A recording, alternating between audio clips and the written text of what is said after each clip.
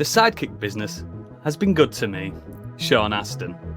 Ladies, gentlemen, and variations thereupon, this is Modern Escapism.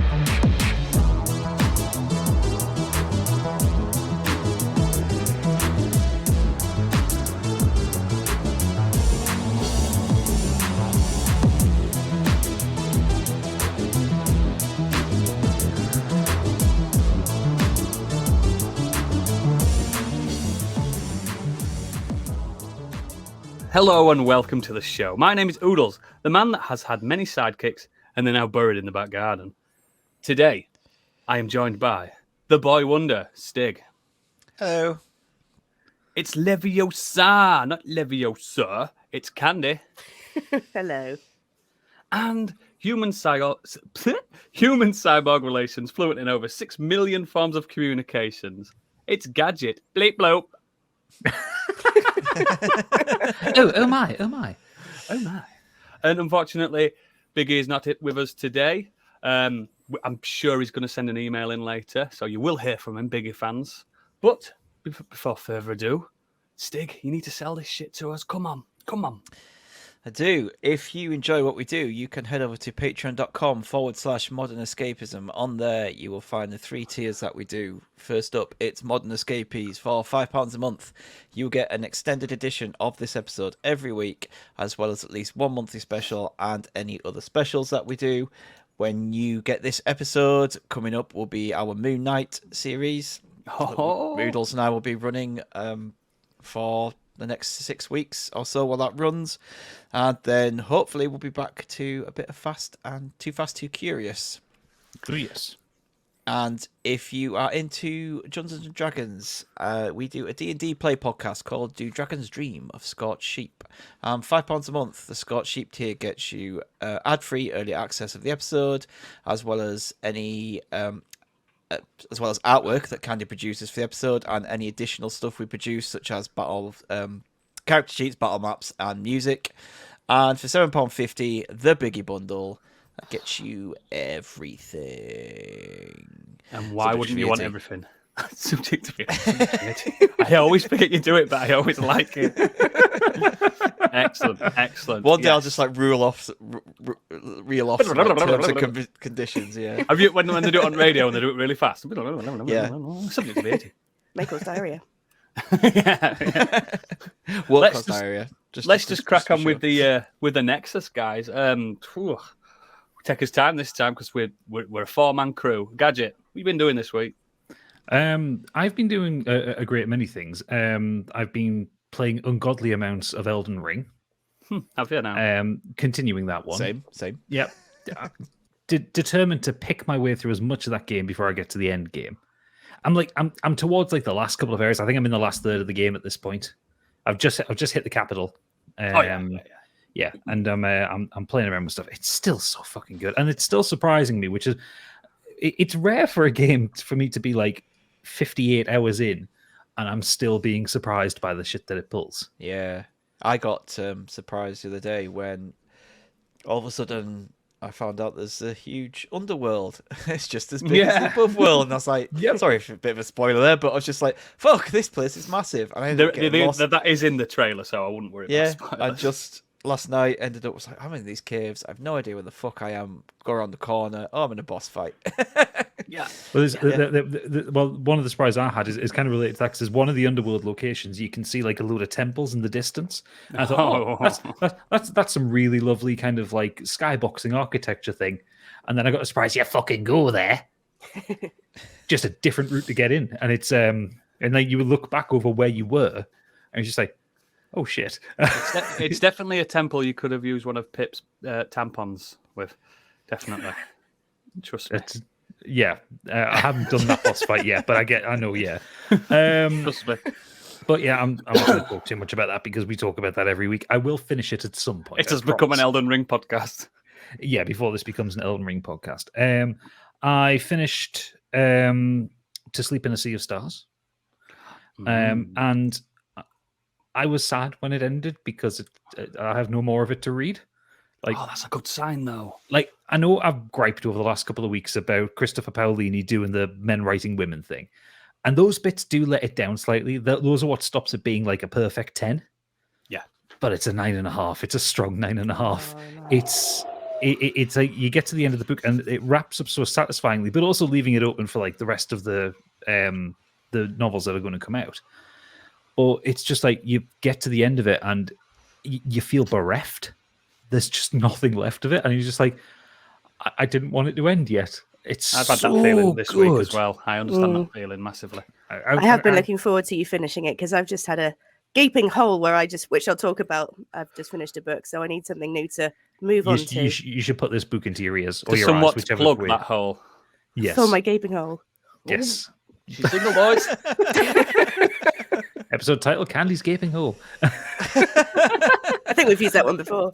But yeah, it's honestly it's a stunning book, and I know I've talked about it over the last 3 weeks or so. It just it tantamount to the fact it's 880 pages book, and I read it in 3 weeks. Like I powered through it. It's so good. And I was actually he responded to me on Twitter, and apparently the next book that's coming in is a prequel to this, which sets up some of the stuff that happened in this book. So I'm excited for that.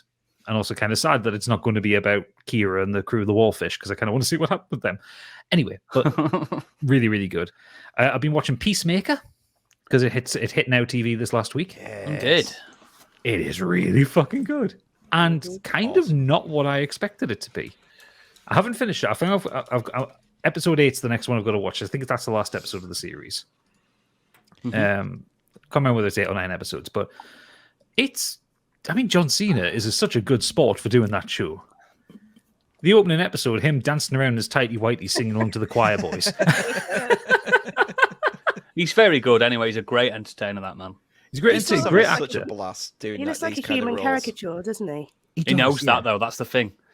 Mm. I seen him in an interview when he gets his suits tailored, and he's like, just tuck it in a little bit. You know, they're like that. They're like that.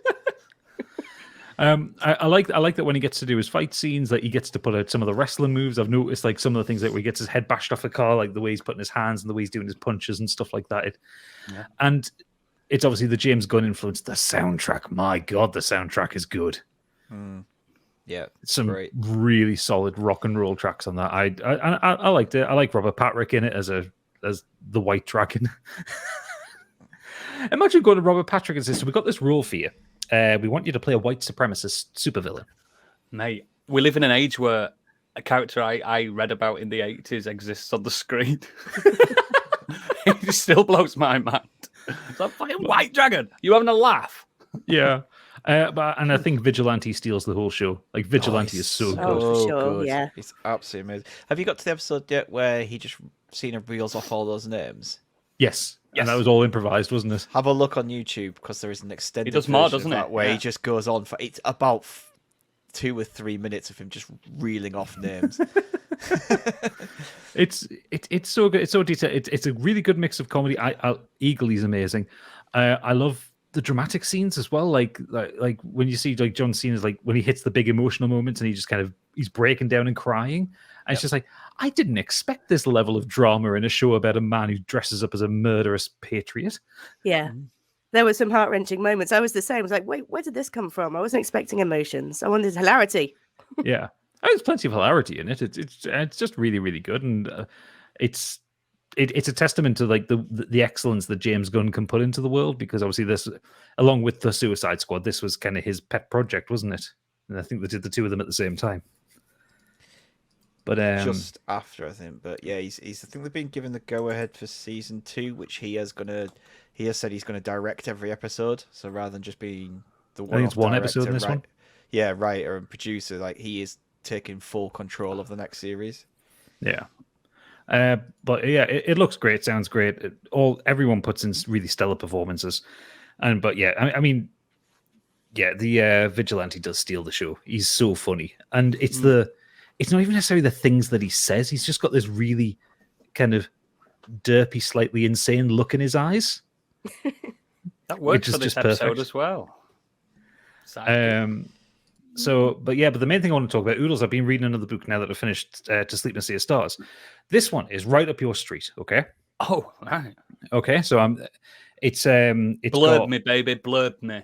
But before I read the blurb, I'm just going to give you the concept to play in this book, right? Okay. It's got humor. I like you, A man. little bit science fiction. It's got millennial angst. Oof. It's got eco-conservation themes, Okay.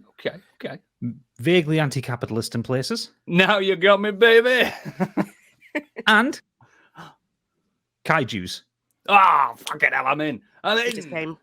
Yeah, it's the new I novel thought you were from. going to say Funky Balls of Space Titties, and then I'd have been really in. No, it's the new novel from one of my favorite authors, from John Scalzi. It's called The Kaiju Preservation Society. Shit, yeah. I'll read you the blurb here. When COVID-19 sweeps through New York City, Jamie Gray is stuck in a dead-end driver for a food delivery app. That is, until Jamie makes a delivery to an old acquaintance, Tom, who works at what he calls a quote-unquote animal rights organization. Tom's team needs a last-minute grunt to handle things on their next field visit. Jamie, eager to do anything, immediately signs on. What Tom doesn't tell Jamie is that the animals that his team care for are not here on Earth, not our Earth at least. In an alternate dimension, massive dinosaur-like creatures named Kaiju roam a warm, human-free world. They're the universe's largest and most dangerous panda, and they're in trouble. It's not just the Kaiju Preservation Society who have found their way to the alternate world. Others have too, and their carelessness could cause millions back on our Earth to die. It tells you pretty much everything about it. What does that remind me? It reminds me of another book, but it's not kaijus, it's demons. But that sounds fucking great. It is. It's really funny. It's John Scalzi, in his own words, back to his usual bullshit. Because he just finished. He just finished his Interdependency trilogy, which were like proper hard sci-fi ones. Yeah. And this one's back to first person, humorous bullshit, back and forth dialogue with gags in it, like something out of a Futurama episode. And it's just such a crazy concept, and he manages to make it all make relative sense. The characters are a little thin, but they get the job done for what they're supposed to be. Descriptions of the kaijus and the kaiju fights are great. There is a scene quite early in the book where this preservation site, they've cooked up some kaiju pheromones, and they're trying to get two of the kaiju to mate, and the whole sequence is hilarious. And the best part is that the names that they give them, they're not giving them like Godzilla, Mothra, that kind of name for them. One of them is called Betsy. the two that they're trying to get to mate are Edward and Bella. That's like a Rampage. Yeah, remember Rampage? I remember Rampage. You get descriptions of the fact that, if they go down onto the jungle floor, everything wants to kill them. Yeah. But the things to be wary of are the kaiju's parasites, which are bigger than humans. Oh, like Cloverfield. Yeah, a little bit like Cloverfield. Ooh. It's taken all like the kind of the stuff around kind of kaiju and big monster movies and all the kind of dimension hopping sci-fi tropes and putting them into one place in a really funny and easy to read package. It's only like 250 pages. Fucking hell. It's a short book. It goes on at a really fast clip. It's full of swear words. It's full of gags. There is a constant thing. The whole job that Jamie's been brought in to do is to be a grunt to move things around. And so when the job's been described to him, it says, so you're going to carry things from place to place. So he says, I lift things. He said, yes.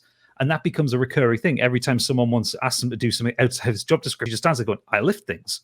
And it's almost like he's a simpleton. And it's fucking brilliant. It only just come out. It came out like the 17th of March. It was recommended to me on Kindle. Yeah, get it. It's really, really knows good. what I like. It's really up your street, Oodles, because, like I said, it's got kaijus in it and a lot of swearing and anti-capitalist left-wing politics. Fuck! But I will say, it's really weird to read a book that starts off with the COVID-19 pandemic.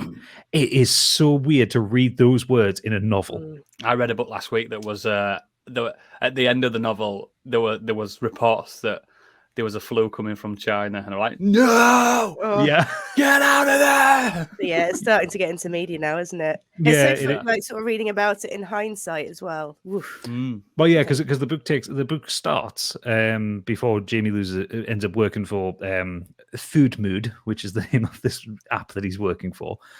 It starts off like in the February of 2020, so it's like there is a line of dialogue, and it says, have you heard about this COVID-19 thing coming in from China? And oh yeah, we'll lock down for a couple of weeks, we'll try and do something about it. It's just like, oh, that age. Famously, I said that as well. Yeah, but it's a really good book. It's really funny, and it's the opposite of hard sci-fi. This is kind of like pulp sci-fi. So it's super easy to read and well worth time. And I like Scalzi's individual books. Like, I mean, I love his like the Old Man's War series and the Interdependency series. But Classics. I also really love like Fuzzy Nation, Red Shirts, like his individual Red Shirts one-off is books. great. They're usually really, really funny. And especially with this one, I didn't realize it because John Scalzi he's about 52 now, I think. Yeah. He writes millennials really well. Like, Does he have kids? I'm sure he has kids. I'm sure his son's an author. No, his daughter's an author. That's it. Yeah. There you Yeah, go. but yeah, he's got a couple of kids, and they're both kind of into the media. But yeah, Don't say, Dad, Kaiju's are big this year. Come on. Yeah.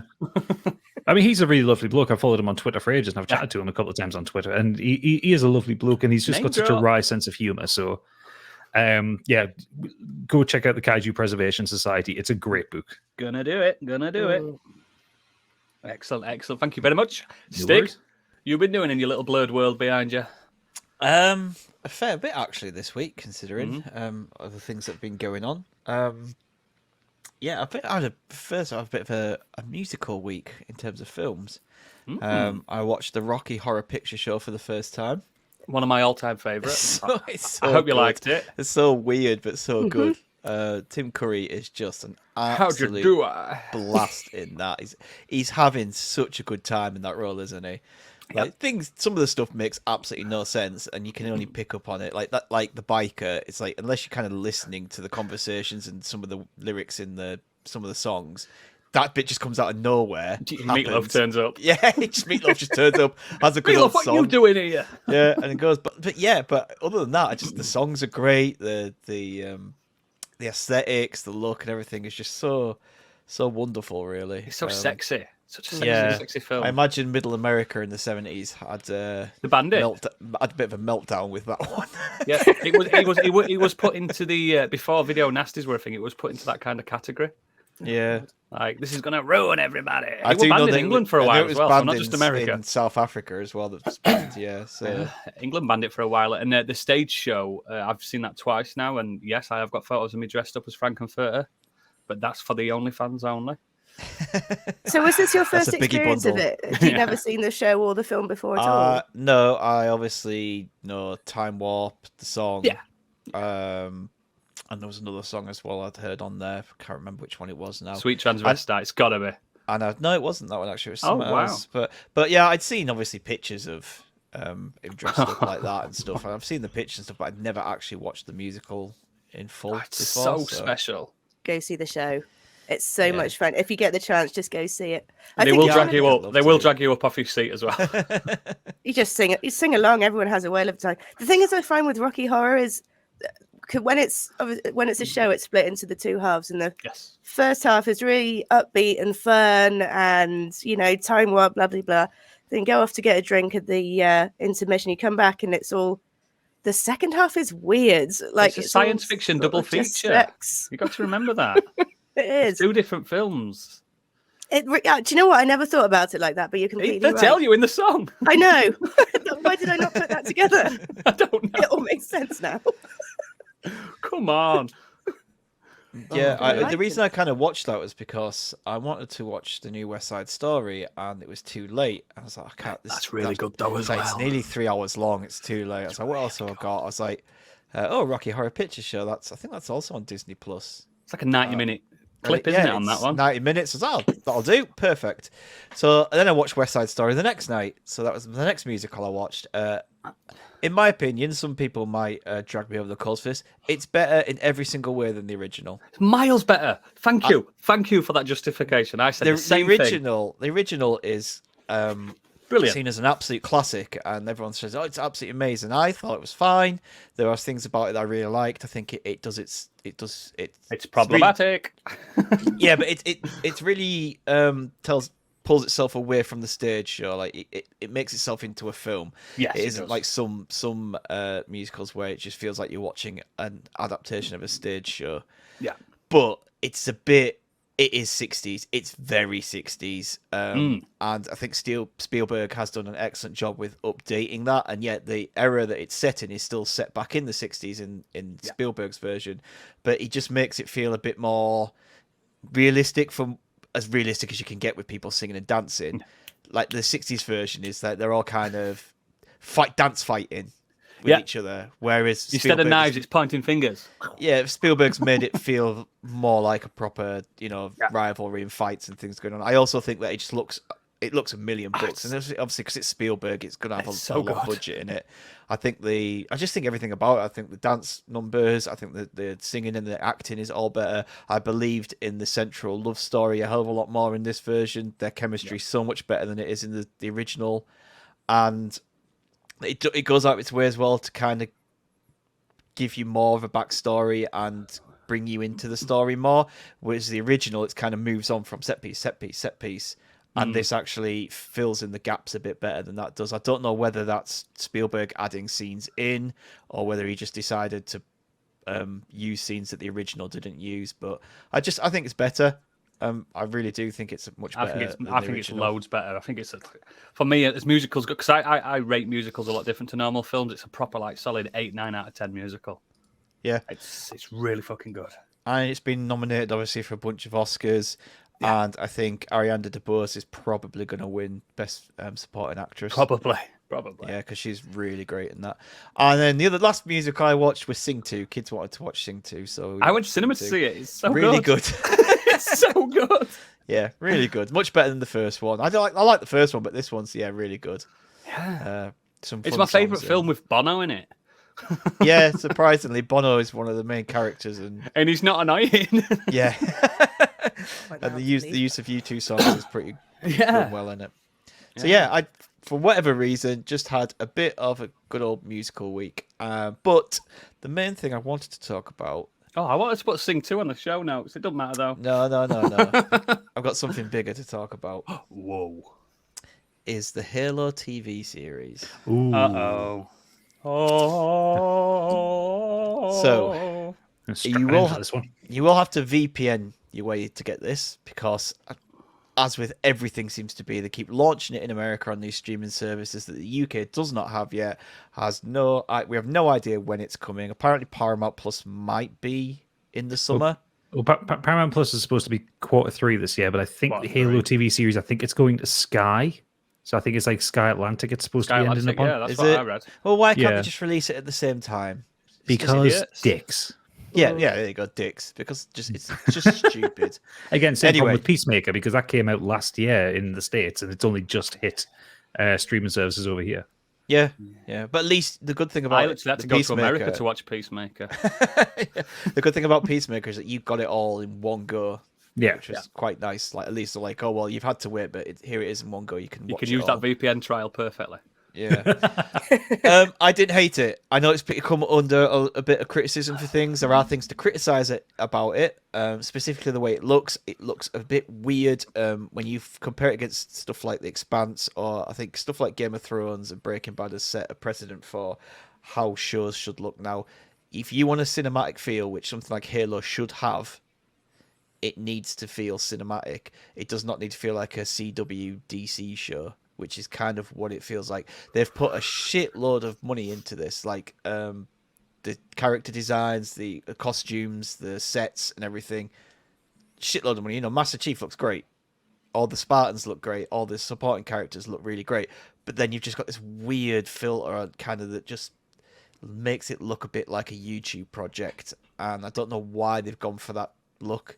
All the clips and screenshots I've seen, it reminds me of when Firefly came out, and I'm not talking about like the filter for it, like because the vaguely desert filter of what I've seen of it, but it's got that look of like a 2003 sci-fi show. That makes sense. It's too clean. It's too clean, not grubby enough. Yeah. It looks like Super Sentai or Power Rangers. It should. It does. That's exactly what it looks like, and I've seen them all. Trust me. It should have like Expanse sci-fi. Yeah. Look, I don't know why they've made it look like that, but on the plus side, I think a lot of the other CGI is really good. There's a few dodgy bits, but I think that the Covenant all look great. The Elites look great, and it is brutal as fuck. I never expected it to be like this, but this TV show does a better job of showing how brutal and awful the Elites and the Covenant are than the games ever did, in my opinion. because in the games you were obviously playing as Master Chief and you just blast your way through them. There were nothing, were there? Yeah. There were nothing. Yeah, they're just cannon fodder. Whereas Targets.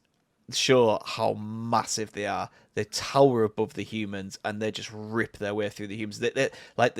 There's a big, massive set piece at the beginning, which is really well done, and the elites come and attack this base full of all these humans, and they just wipe them out. They just fuck them up. And there's head pops. They're getting stabbed by the energy swords. Teabagging? People, no teabagging Yet.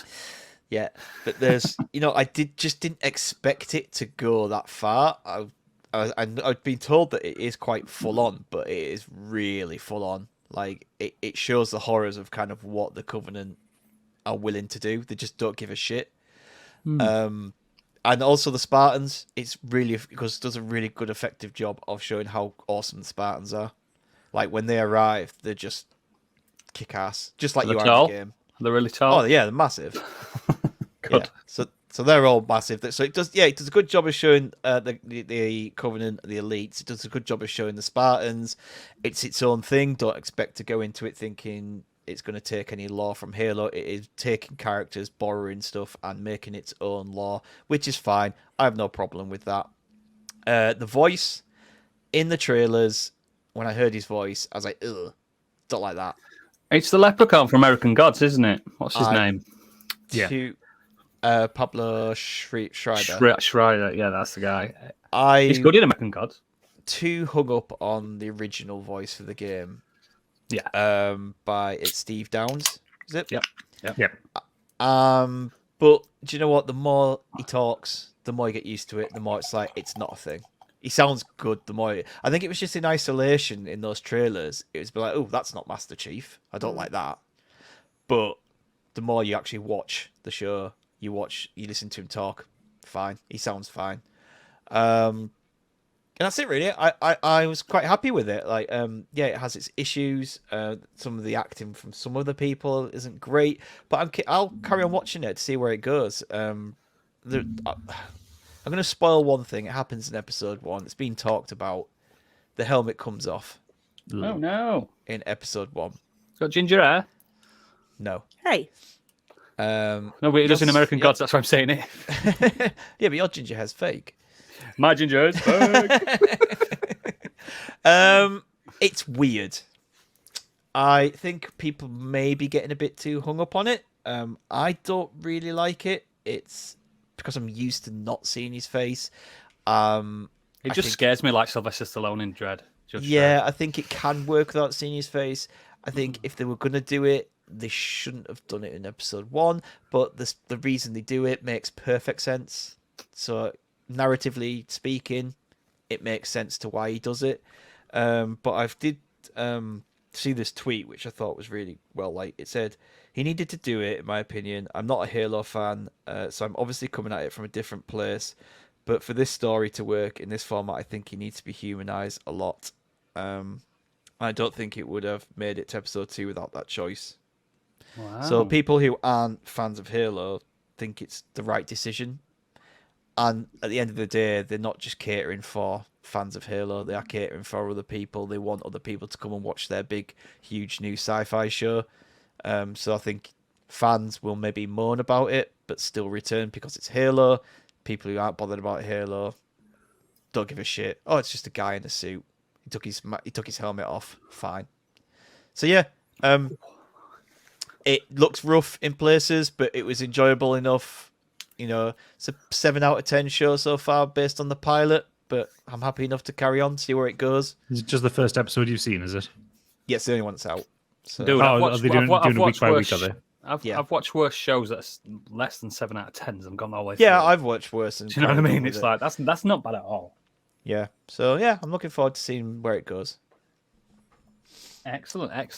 Candy, what you been doing? I've been doing everything this week as well. I think I mentioned it probably in the Patreon section that I went to see, or I was going to see a band called Wardrunner on last Sunday. So I went to see them. It sounds like you did. So if you don't know who they are, they're a Norwegian, I would say probably a folk music group formed by members of the black metal band Gorgoroth. This is not black metal at all. I had a look on how exactly to describe it by what it said on Wikipedia. It's like they're dedicated to creating musical renditions of Norse cultural and esoteric traditions and make significant use of Nordic historical and traditional instruments, including deer hide, frame drums, flutes, not even going to try and say that, mouth harp, goat horn, and non-traditional instruments and other sources of sounds like trees, rocks, water, torches, that kind of thing. It's not a vegan-friendly show. It is absolutely not. But it's such an incredible experience. It's not like any other gig I've been to before, because you're actually there to listen to the music. You could literally hear a pin drop. You know, if you wanted to ask your friend if they wanted a drink, you'd have to kind of wait till everyone was cheering between the songs and everything. I couldn't imagine seeing band members from Gorgoroth and sitting down. I just couldn't imagine well, I mean, it was a stand. Well, I was in the pit, so we were stood up, but it's in the folk pit. In the folk pit, exactly. There was no crowd surfing. People just kind of stood transfixed, or there was just like some sort of melodic swaying. But yeah, it was brilliant. So cool. But I did bring something back from the gig, and it wasn't an overpriced t-shirt. It was a lurgy. So because of that, I've been off work, and I managed to catch up on a couple of different shows that I've been meaning to catch up on for a while. So Peacemaker was one of them, and Gadget summed it up perfectly for me. I think it was probably a little bit different to what I expected, but I enjoyed it nonetheless. And there was a couple of standout moments as well that I won't get into because it will be a spoiler, but I'll probably mention it in a couple of weeks once people have kind of got caught up with it. Finished Arcane as well. Like it's been said before, it's so much better than it has any right to be.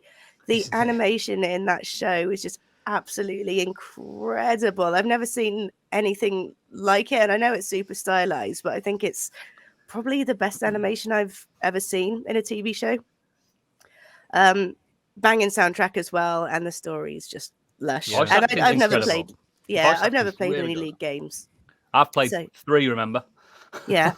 There's just some wonderful standout moments in that show as well that just pull you in. Like even episode 3, the end of episode 3 is fucking incredible. Oh my god. And then the bridge scene as well. Yep. So good. Oh, yeah. You need to get on. If anyone's listening and they're not into League of Legends, none of us here are into League of Legends. Don't give a shit. Yeah, I went with that completely blind. Other than borrowing some of the characters, you do not need to know anything. You're doing yourself a disservice not watching it. I need there to be less good shit out there to watch because I still need to see Arcane. I'm desperate to see it, but it's just people keep adding things to the list. Games, books, films, good TV shit. shows. I don't have enough time to do all this. You want to get yourself the flu? Get yourself some. If only there wasn't this like 8 hours a day that I'm wasting it with work. Let's just cancel the podcast. We'll stop doing it. Come on, this is perfect time to just watching good shit. Done. It's over. Absolutely. But I actually had a couple of tear-jerking moments as well. So that's a bit of a shocker. What else have I done? Oh, I watched Bad Vegan, which was suggested to me by Gucci Gang Potato. And this is another Netflix documentary kind of in the style of Tinder Swindler. So this one's kind of surrounding a businesswoman and chef called Sama Mangalis. And she took on this vegan restaurant in New York and actually made an absolute roaring success of it. You know, this was kind of before its time, kind of before the vegan kind of restaurants came into the light, and it was a real sort of dining experience. And this was, I think, about 10 years ago. And, you know, constant celebrities, the whole shebang, did really, really well. Now, this restaurant, she bought it from somebody. She bought it from a friend, and it did come with a debt of $2 million, which seems like a huge debt, but actually, because of its success as a kind of going concern, and just because of the location of it in New York, it wasn't a huge issue, really, but enough to worry the new owner a little bit into probably making the decisions that she did. So one of the regulars at her restaurant was Alec Baldwin, and she got quite sort of friendly with him. And it was through him she met somebody on Twitter that he was obviously friends with. And they sort of started hooking up, and he posed himself as a wealthy kind of guy, kind of shady sort of job that he didn't really want to talk about. You know, the classic red flags. Although there was evidence to kind of back up his story, because he was friends with Alec Baldwin. They've been backing and forthing on Twitter, and this is where the kind of Tinder swindler bit kind of kicks in. So this guy who's managed to convince everyone he's called Shane Fox, although that's actually not actually his real name, says he's working as in Black Ops. He can't talk about his job, so manages to gaslight her into sending him money. Takes it all out of the business. She doesn't pay the employees. It all going. The employees stage a couple of walkouts. The restaurant gets shut down, and manage to find investors to bring it back, and all just an absolute shit show, basically. And now the way he kind of manipulates her into getting money is completely bizarre, and I don't know how anyone would fall for it if they were in their right minds. And tell me, and I'll see if I'll fall for it, because I fall for things. Well, so I won't go into it because it's the real like cherry on top of the cake. But one of the things he tells her is that he can make her dog become immortal. I've fallen for it. Oh no! I'm in. Get me his number now. Oh, I can get you the number to like, this is why you're not allowed technology oodles. Like people with those scam emails come in there. The amount of Nigerian princes you've sent money to. I'm married to half of them. I'm a bigamist in some countries.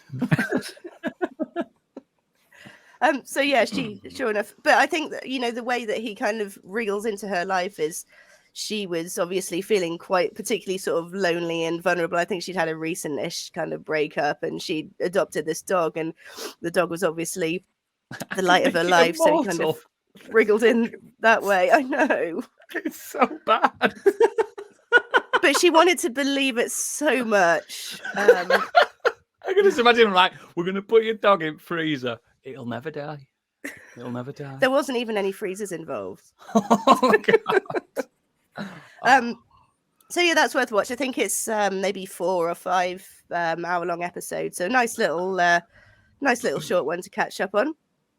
And the next one, which is the book I was talking about earlier, is one by my favorite author, Peter Clines, who has previously written 14 and The Dispatcher I've talked about before, and Paradox Bound, and many other fun sci-fi novels. He has a tendency of writing, and particularly the novels that I enjoy that he's written are the ones that are sort of slow burners throughout most of the novel, and then he likes to waffle, doesn't he? He likes to waffle. You say waffle, I say slow burn. And then the final scene will just call be the whole thing absolute chaos. And this kind of follows that trend. It's what I got was strong kind of Stranger Things / Last of Us vibes. Nice. So the short synopsis is basically this kind of retired military man trying to live out the rest of his life, slowly sinking into a bottle of whiskey, basically, and just fizzling away, shall we say. This little girl walks into the bar, says that she's been sent by somebody to find him because he can save her. And it transpires, it seems as if she's been talking to a ghost or somebody that he knew from his past life as in the military, who's actually passed away. So they go on this kind of runaway sort of adventure to get away from the people that are trying to do experiments on her. Sounds like the Da Vinci Code. I'm getting red flags. No red flags. Nothing like that. It's fine. It's possibly not the most original idea for a book, but that doesn't make it any less fun. I really enjoyed it. I do with all Peter Clines books. They're just nice, easy reads. I enjoy things on a much more superficial level than Gadget, I think. So I tend to not read too deeply. Shots fired. You know he's an author. What I mean is that superficial author Gadget. No. What I mean is I don't dig too deeply into things. I don't have the brain capacity to you can sometimes just read past it. subtext. I just see straight past it. I see the surface level. I see the things written. That's how I play don't see games. things. I don't see things between the lines. I wish I did. And actually, I didn't mean that as an insult. I meant it as an insult towards me. It did, didn't it? By surprise, that one. That possibly didn't come out the way I intended. But Gadget yeah, no. Just sit and stare at the sky, whatever he's doing. What? Look at the sky boxes. But yeah, no, really enjoyed it, and I listened to it the way there and the way back from Cambridge, and it kept me company on my drive. And yeah, nice little book, nice little one shot, one and done. And that was my week. Good. That's a good week. That's a good week. Better than my week. So I've nothing bad. That's why it's better than very mundane week, to be fair. Listeners will be pleased to know that I am done with Elden Ring now. The chat is over. The discourse is over. It's an old game. Done. Platinumed. Can I have a round of applause for me platinum it? I'll do it myself. I don't even give a fuck. I'm proud of myself. 118 hours it took me to platinum that, which is a bit long because a lot of people are doing about 60, 70 hours. But no save scumming. I'm not that kind of guy. That's done. That's done. I've been doing a lot. So when you emerged from your bedroom then and you saw that there are these other people living in the same space as you, how did you greet the moment? I went, hello. Oh, you prattling Pete. Rolled Yes, around exactly and what I swiped did. at them with a sword. I went, Prepared for a boss battle. Dodge roll down the stairs. Yeah, you should see me parrying all my family. But yeah, I've done that. I'm still playing the PvP, the Fight Club stuff. I'm really fucking good at that, which is very rare for me to engage in any kind of multiplayer. You know that, Gadget, but Oh yeah, I'm really enjoying being a blood god, basically. But the main thing I've done, the main thing I want to talk about this week is another computer game. Ooh, what a nerd. It's a game by Pippin Games. Who's Pippin Games, I hear you ask? Well, this game's called Wife Quest. Yes, you heard that right. Wife Quest. Stig just Becky dropped his head there, situation. listeners. Come on. Stay in the room, guys. So it's a 2D kind of Metroidvania, more like your Wonder Boys and your Alex Kidd type games. You know what I mean? Just your 2D. But it's got a bit of a story to it. It's a low price of £5, but I received a code from a friend. Wink, wink. No one will find out who. My uncle works at Nintendo, basically. Anyway, so you play as Mia, whom, after living a humble life on a farm, her betrothed husbando, named Fernando, see what I'm saying? And it turns out that everyone in the world wants to shag Fernando. I know it sounds weird, but it does. Everyone wants to shag Fernando. He's a lovely Fernando. He's a lovely little anime boy. And 3 sexy art girls try to woo Fernando. Because basically, I need to be really how I describe this. So Mia, the character you play as, is flat-chested, right? In the boob area. All the enemies and all the people that want to marry Fernando aren't flat-chested. And that's the story of the game, basically. They steal Fernando, these sexy, boobalicious monsters and orcs and stuff, because they all fancy him. Like I said, the evil, ample-breasted Empress Morgana, a bit of a goth babe. She steals Fernando. While Fernando and Mia are asleep. And this is all in the first cutscene. It's so good. And she's almost getting away with it, but she stumps her toe on the door and screams. So Mia wakes up and she's like, "Why are you taking my husbando, Fernando?" and she's like, "Fucking you, shut up, you're flat-chested." And in her words, "Bitch," that's what she says. And she's like, "What are you coming at me for having flat chests and stuff like that?" Because they've all got big boobies. By the way, this is in like an anime art style, as you can imagine. And then you go on a romp, basically a 2D Metroidvania style romp to go and try and find your husbando Fernando. It's fucking good. It's good. It's weird. It's got really good music. It's got good like the controls are quite responsive. It's very old school, very Sega Mega Drive kind of controls and stuff. You unlock like a magic shield to deflect. But you know what I'm saying, don't you? You know how I'm getting it. It's not like Castlevania where it's deep RPG. It's not. It's just you get this new item. There you go. Use the new item for the next few levels. There's a weird choking mechanic on it. I've just seen that. I'm on the Steam page, and I've literally just seen it. So, yeah, Mia knocks down one of these witch ladies, and they're kind of like lying on the floor. And then she jumps on the back, and the camera zooms in. Yep. And as she chokes her from behind, sexually, and it's and there's basically. There's no there's no game mechanic reason for this. All you do is you unlock that choking animation to watch in the little extras, and like every new enemy's got a different like kind of choking animation. There's one where you pull someone's tail off. There's one where you're gripping her by the throat, and there's one where you're like grabbing her by the waist, and it's just all like lesbo erotic. And do you know what? It's a really good game, guys. It's a really good game. Do you know what I've just realised is for the last I'm a pervert. No, but I knew that. For the last 3 months, I've been wondering why I've been advertised werewolf and vampire porn constantly on Facebook, and now I know why. It's because of you. It's because of me. Yeah, it's just a really. Let me be real. I don't understand why it's so sexual. I'm just going to share on screen because I've just gotten back to it on the Steam page. For the viewers at home, for the viewers at home, just the choking mechanic which comes up. Yeah, so this. She jumps on her ass. Yep.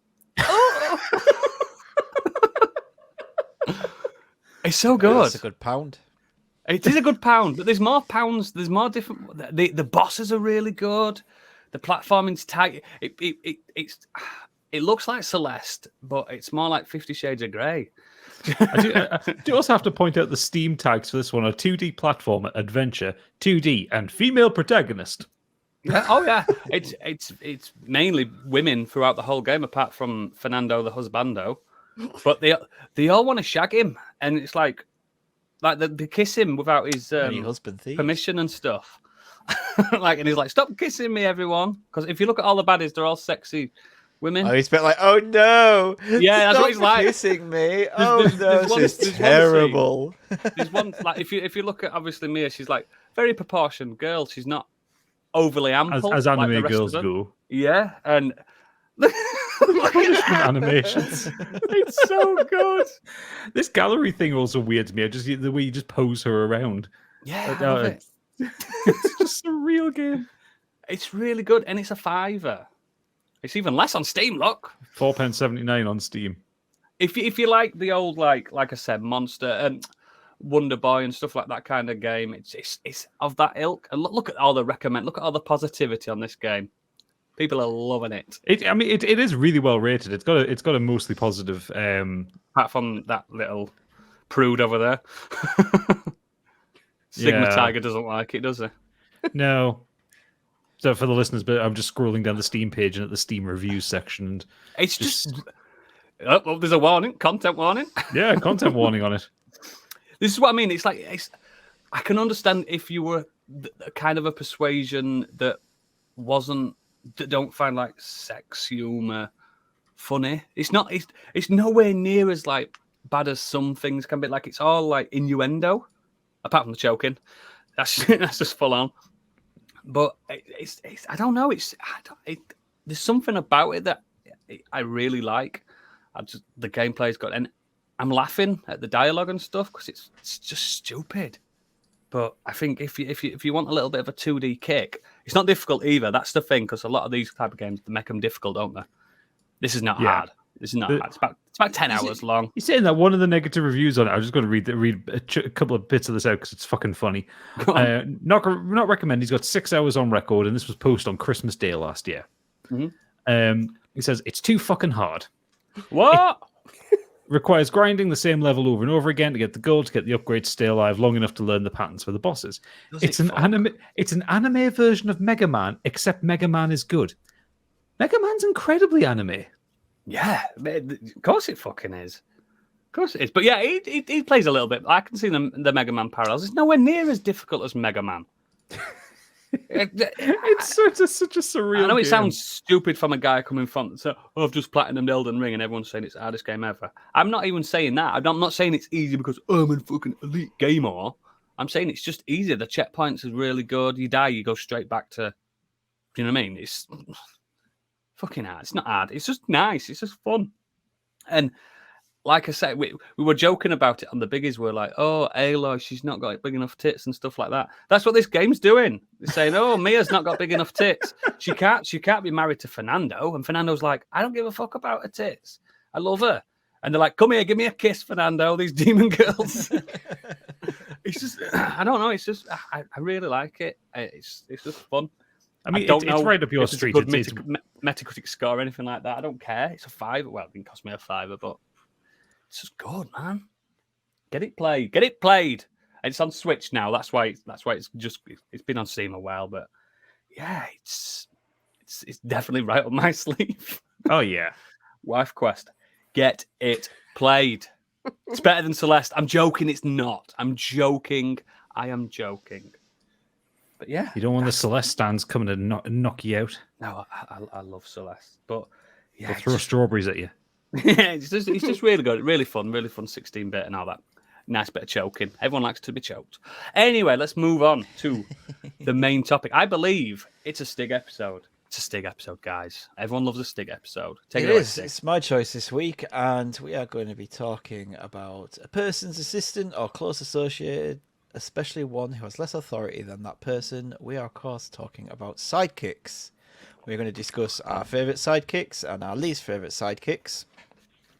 And as with these episodes, it's my choice. So I will go first. I will go with one of my favourite sidekicks, and that is Samwise Gamgee. Why is Samwise Gamgee an amazing sidekick? Because he is... There it is. I was waiting for someone to do West Country. Because he is the hero, isn't he? He absolutely when all is said and done, that man is the reason why... You save Middle-earth. Middle-earth wins. Yeah. Without Sam, the man, elves, dwarves, everyone falls under Saruman. They lose without him. He is there every step of the way to help Frodo, to push him on, to literally carry him when he needs it. And now you're going off the films here, aren't you? I'm going off the films. I've never read the books. In the books, it's slightly different. And we're going to go with the films. This is basically is the Frodo's not so much of an addict in the books because that's what he is in the films. But yeah, if you want loyalty, is there any sidekick that's as loyal as Sam in those films? He's up there, mate. He's up there. My original choice for this originally was going to be Chewbacca, and Chewbacca's loyal. It's as loyal as it comes when it comes to Han in the Star Wars saga. But then that kind of led me on to wanting to talk about Sam. The thing with Chewbacca is we don't know if he's got problematic language. We don't know if he's an horrible bastard. Could be. Might be. We don't speak Wookiee, do we? No, that's the fun thing about Chewbacca is that you don't actually know what he says. You just kind of have to go with what Han's reactions. Yeah, like an Empire was like, okay, Chewie, yeah, he might have been like, fuck these fucking knobheads. Yeah, just full on racism, full on racism all the time. I hate humans. Could have been a horrible bastard. But yeah, Sam he goes along with Frodo's quest. You know, to the point where he makes a point of even saying, "This is the furthest I've ever been out of the Shire." That's one of my favourite bits on the first film. Yeah, like he's willing to just sacrifice everything. All he wants really is to live a life with Rose and nothing else. And yet his loyalty and friendship to Frodo, he's willing to go on this journey with him to help him along. And he's just his gardener. Yeah. And to the point where, end of the first film, he's willing to literally risk his life to swim to him to help him. Frodo's telling him to go back, and he's like, "Nope, I will not go back." He nearly kills himself trying to make sure, "No, I'm going with you, and I'm with you every step of the way."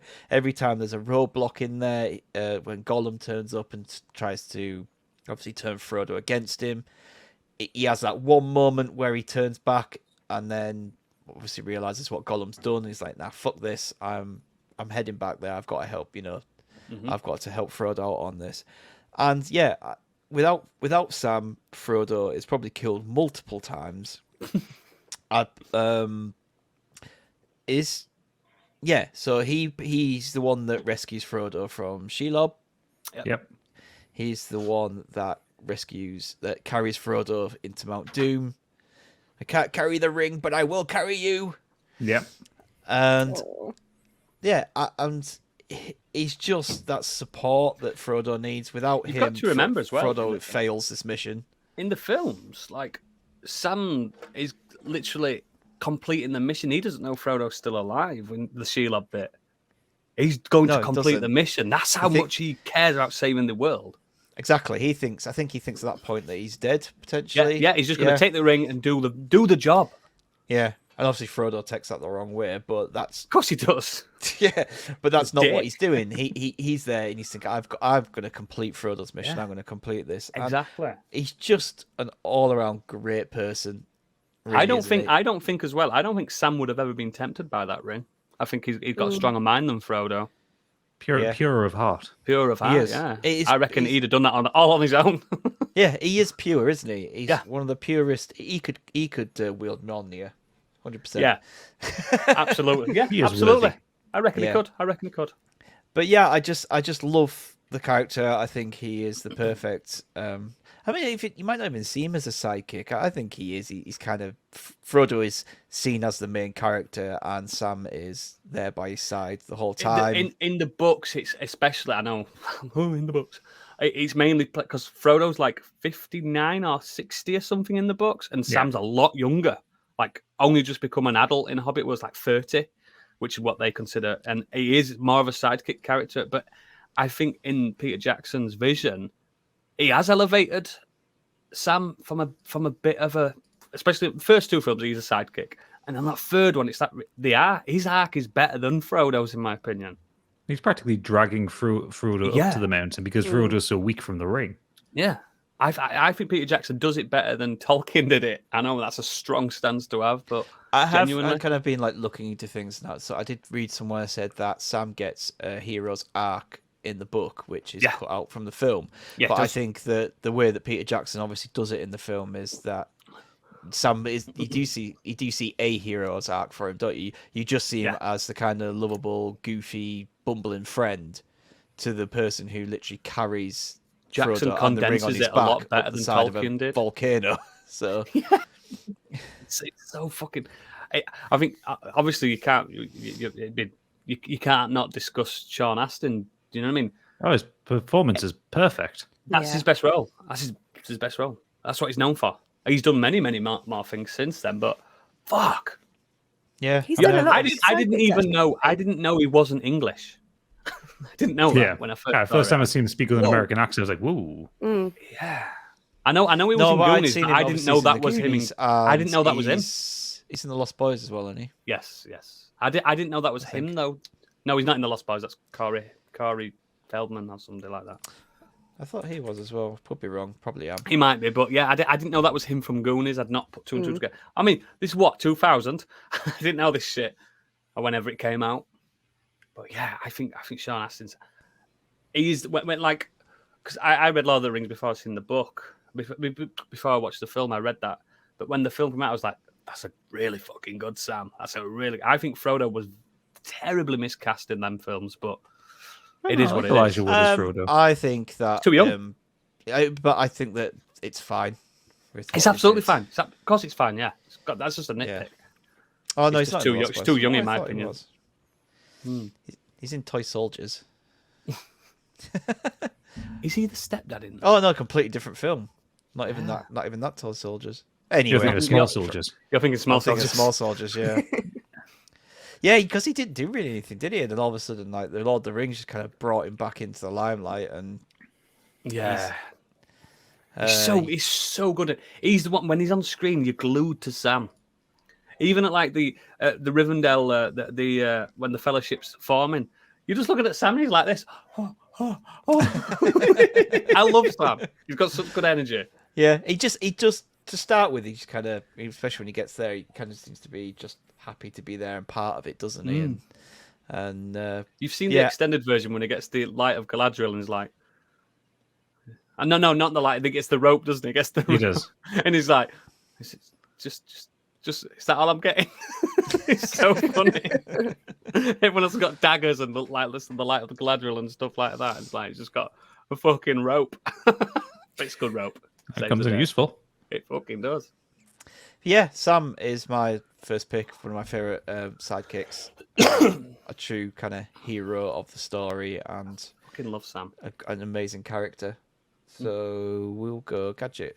Who was your favourite sidekick? So my favourite sidekick, strap in, we're talking Dark Souls here because I want to talk about Solaire of Astoria. Oh, if only I could be so grossly incandescent. Yeah, so Solaire of Astoria is a NPC that you meet. Depending on how good you are, you know, you can meet him within the first hour of the game. If you're Biggie, you met him about 16 weeks into the game. But he's now the NPC. Multiplayer. Yeah, you meet him basically after the second boss of the game. And you have this moment. So the second boss of the game is the Taurus demon, and for a lot of beginners, it's a pretty hairy fight because it's this a gimmicky boss that you don't realize, isn't it? Yeah, it's a gimmicky boss, but it's this big kind of bull demon thing who's carrying a massive mace, and you fight him on a very narrow battlement, and it's very intimidating unless you know the trick to beating him. But when you do beat him, and you kind of walk down to the next area, you get to the edge of this bridge, and you just see this kind of like spot off the side, like an observation place. And Solaire is just standing there, staring at the sun. It's deliberately lit well as well, isn't it? Yeah, it's one of the brightest parts of the game. Yeah. And you walk down there, and you just start talking to him, and he is the jolliest fellow who all he wants in life is his own son. S-U-N, not S-O-N. Yeah. It's not a dad. He's looking up at the sun, and he says that line, "Oh, if only I could be so grossly incandescent." Love it. I've seen that other tattoo on somebody's back. Yeah, and I weren't that close. I mean, they showed me it. Yeah, I'm tempted if I ever do end up getting a tattoo is to get a Solaire one because he's the best boy. The Astoria son's brilliant as well. Yeah, so cool. So Solaire appears throughout the game multiple times, and he is you get him as an NPC summon. So if you're struggling with the game, you can bring him in to help you with a boss fight, and he appears around boss fights that are known roadblocks. So first time you get him is the Gargoyles, then you get him for Ornstein and Smo. Then you get him. Where do you get him the next time? Is this Centipede Demon you get him for? Centipede Demon, and then you get him outside the end. Yeah, you get him outside the last boss. Biggie not met him then when he came up against. He met him, but he just completely ignored him. Yeah. So did it summon him? It didn't summon him. No, that's just why it took him 6 weeks to get through it. Yeah, get Solaire. It's almost as if you're supposed to get Solaire for that fight. Yeah. In my opinion, because he's such a tanky, cleric-y type. Well, it's not really cleric, is he? He's more of a incantate. What do they call it on that? Faith. Yeah. He's a faithful because he casts faith holy tank. lightning. Yeah, faith tank. And you know he is just so jolly and so lovely, and his plotline is so fucking sad. But when you can whenever you encounter him, you meet him in Anor Londo before the Ornstein Smo fight, and he's almost hitting on you. Oh, are you staring at me? Oh, sorry, I wasn't thinking of that. Yeah, he wants to fuck you so hard. Or rather, I think he wants to be fucked. But he's a power bottom if there were ever 100% power bottom. There's no two ways about it. Yeah, definitely power bottom. He's probably a bit of a twink under that armor as well. But some of it comes into the way the writing comes in for Solaire, because like I've got some of his quotes here from the wiki, and apparently he says this particular line with just the most lovely joy in his voice. Now that I am undead, I have come to this great land, the birthplace of Lord Gwyn, to seek my very own son. And the way I see it, our fates appear to be intertwined. So what do you say? Why not help one another on this lonely journey? If you want, you can wank me off. That's what he means. I'm trying to find the jolly cooperation line because it's not We there. can Because he does engage refer in jolly cooperation. Yeah, engage in jolly cooperation is his way of putting it, and it's become such a meme in the Souls community. You can buy T-shirts with jolly cooperation written on there. I mean, we're talking about him being a power bottom, but there is there's a community of LGBTQ Souls community where he is like the gay icon. Oh, because I mean, he is an icon. He is the gay icon of the Souls series. Like he appears in some aspect on all the games, doesn't he? In a reference at least. Yeah, there's usually a reference. Like in Dark Souls 2, you can get the Astoria knight armor. Yeah. In Dark Souls 3, I think you find his helmet somewhere, or his helmet is like lying on the ground somewhere. Iron helmet, yeah. Yeah. Sunlight spear. Sunlight spear, and like his spells He's got and his Elden own Ring. secret covenant, hasn't he? Yeah, and it's Sunbros. Yeah, the Sunbros, and it's one of those things. I think it's because it's such a dark and depressing game. Having the idea of like these warriors of sunlight being the good guys, or at least the guys that come in to help you, it's just so uplifting. And he as a character is uplifting. So it's stretching it to call him a sidekick, but like whenever I do play through Dark Souls, like I don't need the NPC summons to play through Dark Souls, but I always summon him. I always do his story because he's a lovely boy, and I always do my best to save him and get him in for the Gwyn fight at the end. Can't you get him for Gaping Dragon as well, I believe? Yes, you can. That's the other one I was missing. Gaping Dragon, you can get him for. Genius. But yeah, and his quest is so worth doing because if you don't fulfill his quest, he doesn't find his sunlight and he goes mad and he tries to kill you, and it's very sad. But as Vartivigi will have you believe, that is the good ending because he finds the sunlight maggot. Yeah, he does, but it drives him insane. It drives him insane. So, reap what you sow and all that. Exactly, yeah. But yeah, Solaire of Astoria, he's a bro. He's a sun bro. I love him. Praise the sun, everybody. I only literally know of him because of memes. Yeah, he is such a meme. He's a great dancer as well. Oh, absolutely. Awesome. Candy, what about you? Who's your favourite? Sorry, I had to get a fly. So my best sidekick, I'm going with Silent Bob. Probably doesn't need much of an introduction, but I will anyway. So Silent Bob's the best friend to Jay in the duo Jay and Silent Bob, and arguably the brains of the operation, although that's probably not saying too much. No. But yeah, I mean, if you've lived through the 90s, Jay and Silent Bob are recurring characters within Kevin Smith's films, certainly his few Askewniverse films, and they were introduced in his first film, Clerks, as the drug dealers. They say Clerks, don't they? Clerks. Yeah. I guess Clerks is law. But they're the two drug dealers that hang around outside the Quick Stop. Unsurprisingly, because of his name, Silent Bob communicates with very few words and often uses gestures and nods to kind of make his point. Although usually sort of once in a film, he has this kind of little monologue, which in which he gets to say sort of everything he wants to, and it usually results in him sort of saving the day with his words. But yeah, other than that, he does the Shakespeare trope where the buffoon doesn't say much, and then at the very end in the last act, boom, saves the day. That's proper old school Shakespeare. Apart from Dogma, where he just does Indiana Jones reference. No ticket. Throws him off the train. and I mean, my favourite Silent Bob quote does have to be the sign on the back of the car. As critters of Hollywood, you dumb fuck. That's the thing. By the time he actually comes around to speaking, he's so exasperated with all the bullshittery that's gone on around. Precisely him. with Jay as well.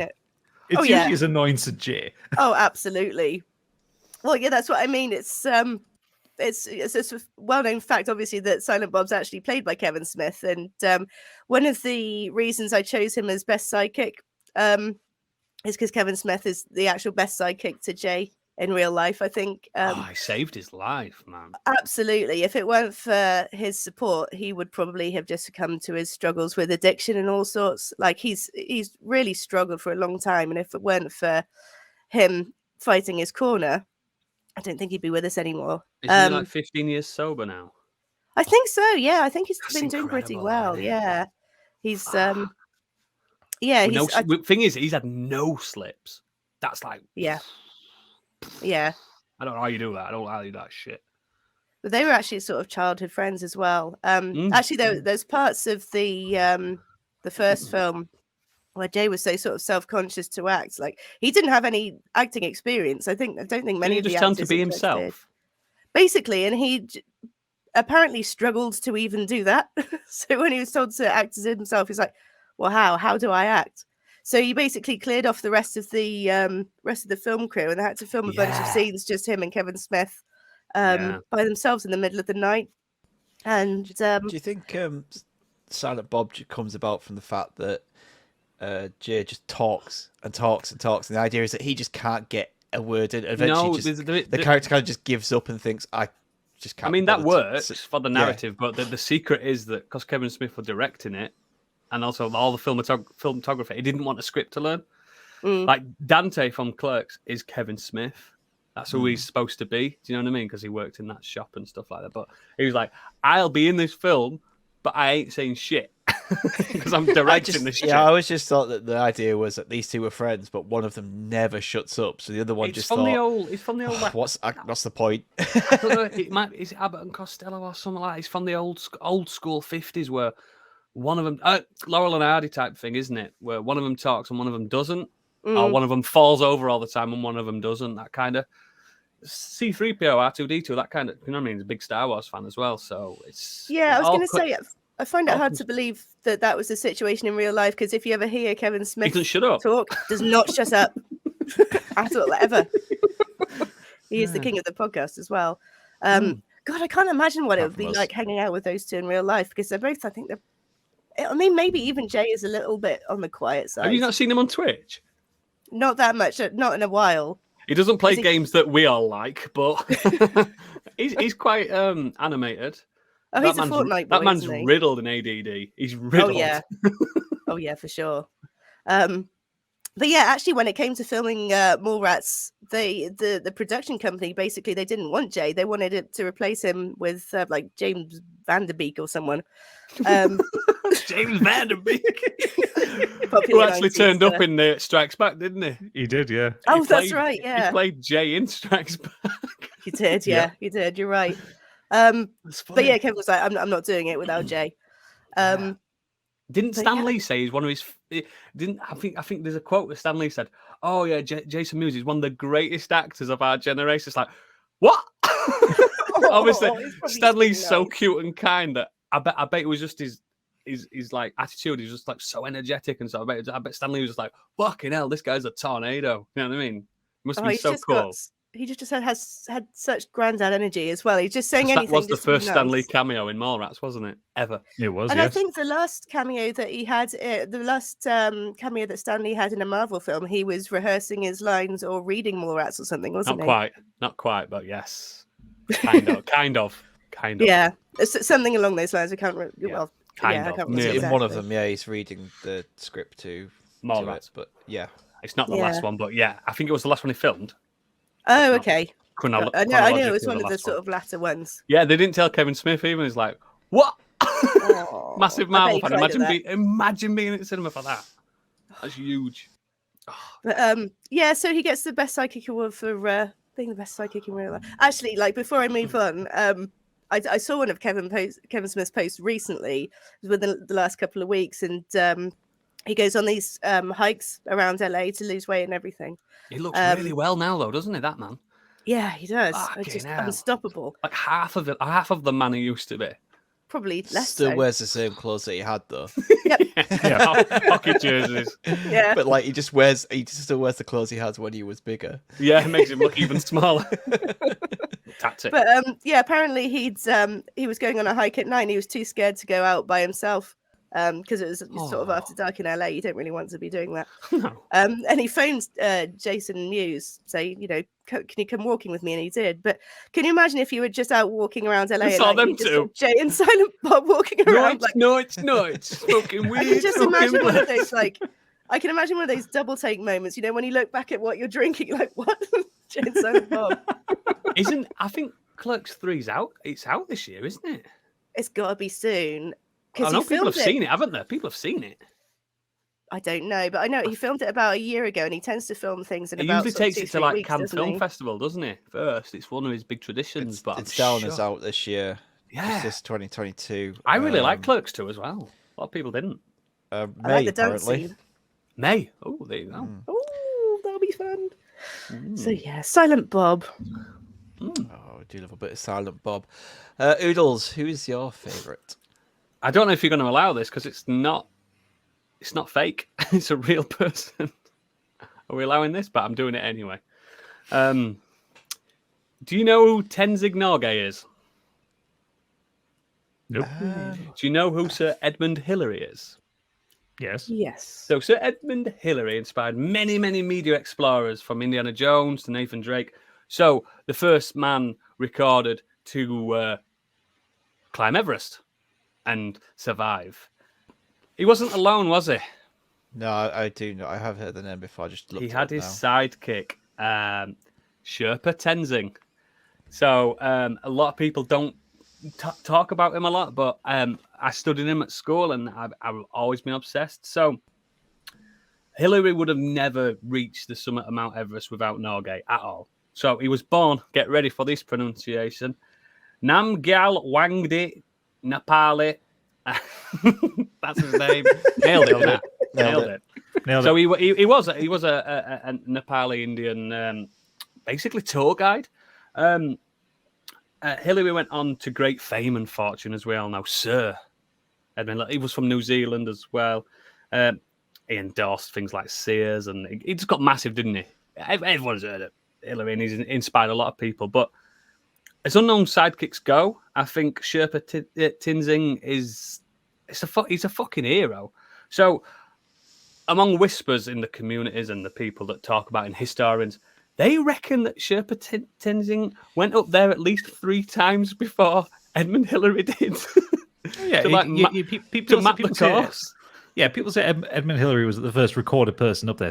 No, he was the first white person up there. That's exactly what it was. Because the Sherpas of Nepal were already in place when people started going up there. They've clearly ran up and down that thing repeatedly.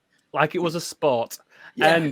And apparently within his tribe and within his village and stuff, Tenzing was the best. The number one. He could do it in a few days and stuff on his own. He was the absolute king of mountaineering. And the fact of the matter is, today, people still use his traditional mountaineering tactics. People that have got K2 and other mountains, Kilimanjaro and all that, they still use the kind of tactics he used then. Even though we've got modern equipment and stuff like that, you still can't beat testing a rock a few times, with a hammer and stuff like that. These classic tactics. And like the National Adventuring Award, that's what it used to be called before this, and now since then they've now named it the Tenzing Norgay National Adventuring Award. That's how much. But this is what bothers me the most about him.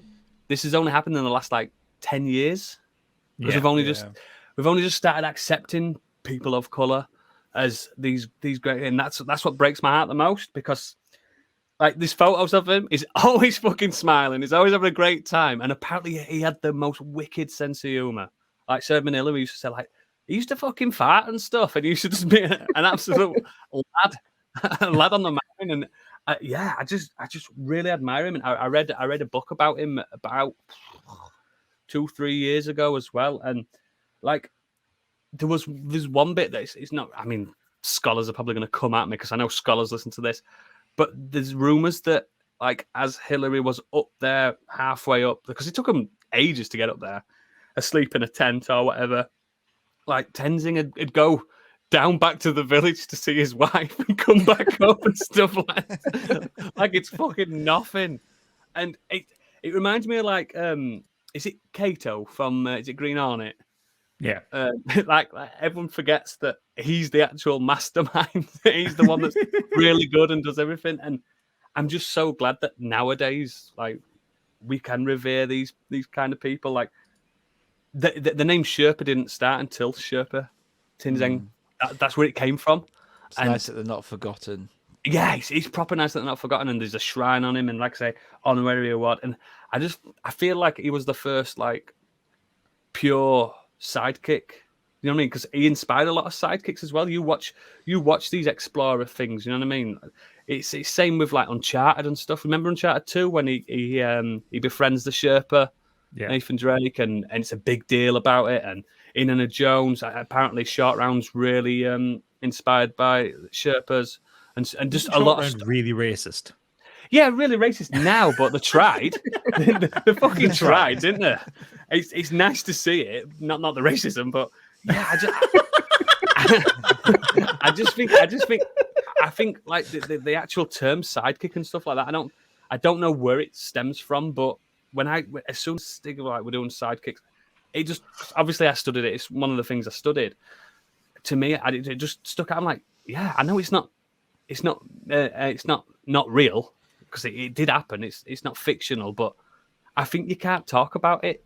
Talk about sidekicks without bringing him up because the more ears and eyes for the Sherpas and stuff like that, I think that it's better. It's better for humanity, isn't it? So that's me being deep, getting deep. Definitely out thinking outside the box there, Eagles. More so than us, anyway. It's not. It's just when I come to sidekick, it's just fictional. Robin from Batman. Yeah, just something like that. No. So, excellent. No, great choice. Well done. Look him up though. If people listeners have never heard of him and stuff like that, because people don't. Everyone's heard of Sir Edmund Hillary, but look him up. Seriously, interesting. Awesome. Right, we're going to move now on to our least favourite, and I'm just going to. I don't have a lot to say in this twat, but I'm just going to play you a little soundtrack just so people know. Hopefully this comes through, Gadget. I apologise if it messes the recording up, but... Well, the ones and twos. Oh, no. Can you hear that? Can you hear that horrible little, annoying, awful voice from Snarf from Thundercats? I fucking hate Snarf. Awful little annoying creature. You have all these cool as fuck Thundercats in this team. Sexy Thundercats. Yeah, they're sexy. They're built. They're just. I'm like, glad you admitted it. The proper awesome. Yeah, but they are drawn like that, aren't they? They're sexy, man. They are sexy. They're meant to be drawn like wasn't Chitara Biggie's sexual awakening as a child? Yep. Yeah. And Lionel was mine. And who is this just really annoying, awful character? He's not even evolved like the rest of them. No, I was going to say he's a cat that's a pet of cats. Exactly. But it's like your dog having a pet dog. He's meant to belong to an intelligent race of creatures. He can barely speak. Like he didn't. Like his Snarf isn't even his real name. So not only did he change it, his real name is Osbert, and he chose the moniker Snarf. So not only did he. Is he annoying? But he chose to have a really annoying name, which he talks and repeats all the time. It's same as Gollum. It's same as Gollum, isn't it? Gollum's not his name. He just does whatever. He does that. He goes Snarf. Horrible sound effects, clumsy nature throughout the series. He's like Jar Jar Binks. He's. I reckon that he's up there like with Jar Jar. What Lucas looked at and go, oh yeah, I'm gonna make a character kids love like Snarf. Fucking Snarf. Yeah, because kids love Snarf. Kids love Orko from He-Man. Yeah, the difference is Orko obviously has magical powers, so he's useful. And Orko is so much better represented in the new He-Man series, in the new Masters of the Universe series. So much better than he ever was beforehand. Yeah. But yeah, he's meant to be a protector of Lionel, isn't he? But he's just comic relief, but really shit. I remember I've got an anecdote of Snarf. So I loved Thundercats as a kid. And I had all the toys and stuff like that. And one Christmas, I was like, I need a new Thundercat toy. And I'm directing my mum to this new Lionel, the new one with the sight beyond sight. You press the back of him and he said it. You know what I mean? He did get whatever what was it? The eye of fucking something or other. I can't remember. Whatever he did. I preferred E-Man, to be honest. But yeah, he did that. And Christmas Day opening up. What was it? It was a fucking 6-inch Snarf. What am I supposed to do with that? You could twist his tail around. That were it. Did it was shit. And he had to be like, no, that thing, that fault. Like, Stig doesn't do it, but I did back then. It was like, oh, yeah, I love it. But I fucking hated it. It was like, oh, God, fuck Snarf. I think I put him in the Technodrome just to hide him in there that I had from Turtles. He lives with Krang now. Why did they do like characters like that? Why did they have to have like these like weird, cowardly, annoying voiced creatures? I think it stems from anime, from the old 70s, 80s anime. Because a lot of these shows were hand drawn and stuff in Japan and Asia and stuff like that, and they always had the shitty little side character that they could sell dolls about, didn't they? And it's supposed to be intended as like a comedy thing as well. It's supposed to be relief. like Snarf is supposed to be the comic relief, and he just fails at every possible juncture to be funny. Exactly. It's like, if it's going to be a comic relief, make them funny. Make them Did you like see the, not just awful creatures. And he's on screen. It's just like, oh, why? Like, Did again, you see like the I said- really dark sorry. remake of Thundercats? The really dark remake of Thundercats. Yeah. Do you know what they did with Snarf? Kill him? They didn't put him in it. The best remake. Didn't put it There in you it. go. It's Like, that's so what, good. Again, that's what with Orca. But they put him the new into. one. Didn't they put him into Thundercats Go? Yeah.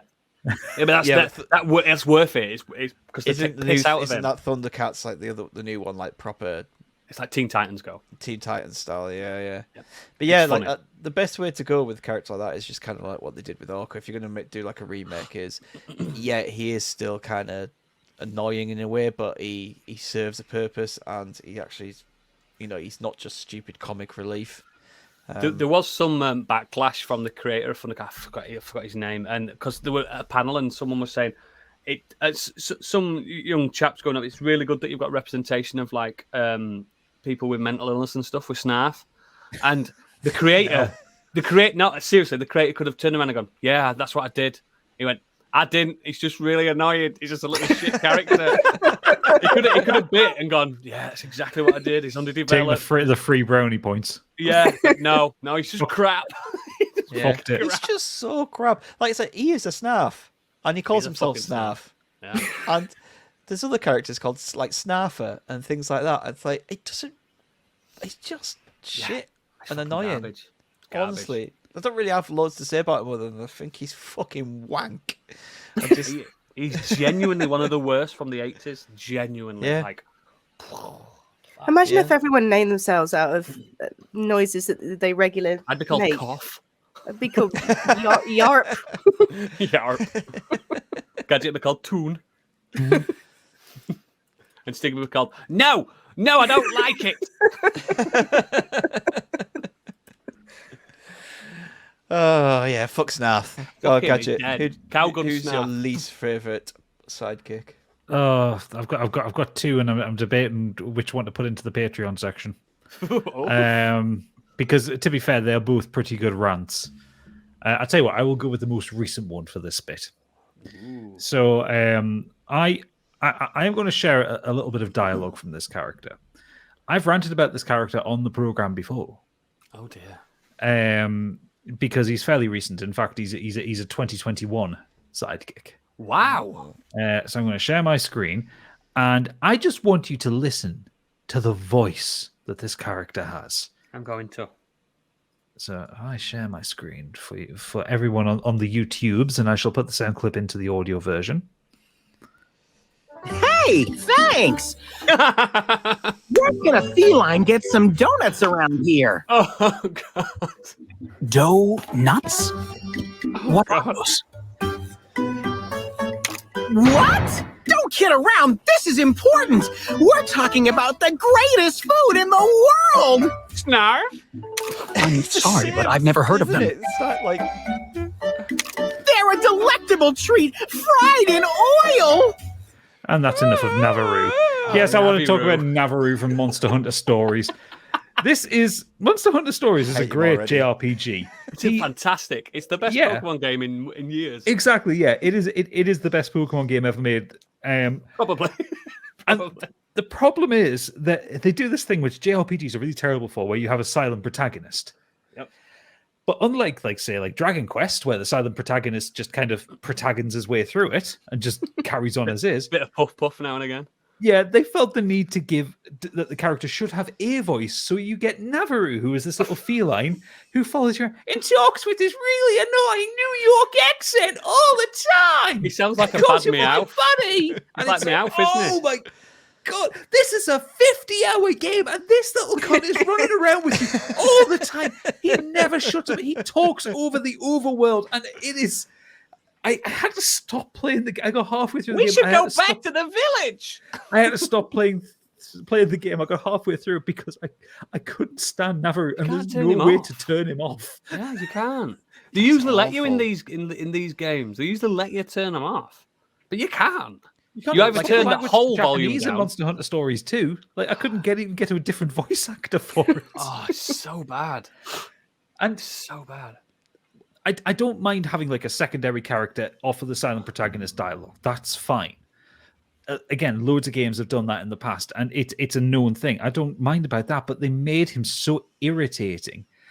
Even as a character, he takes credit for the work you do. Yeah, he reckons he caught the egg.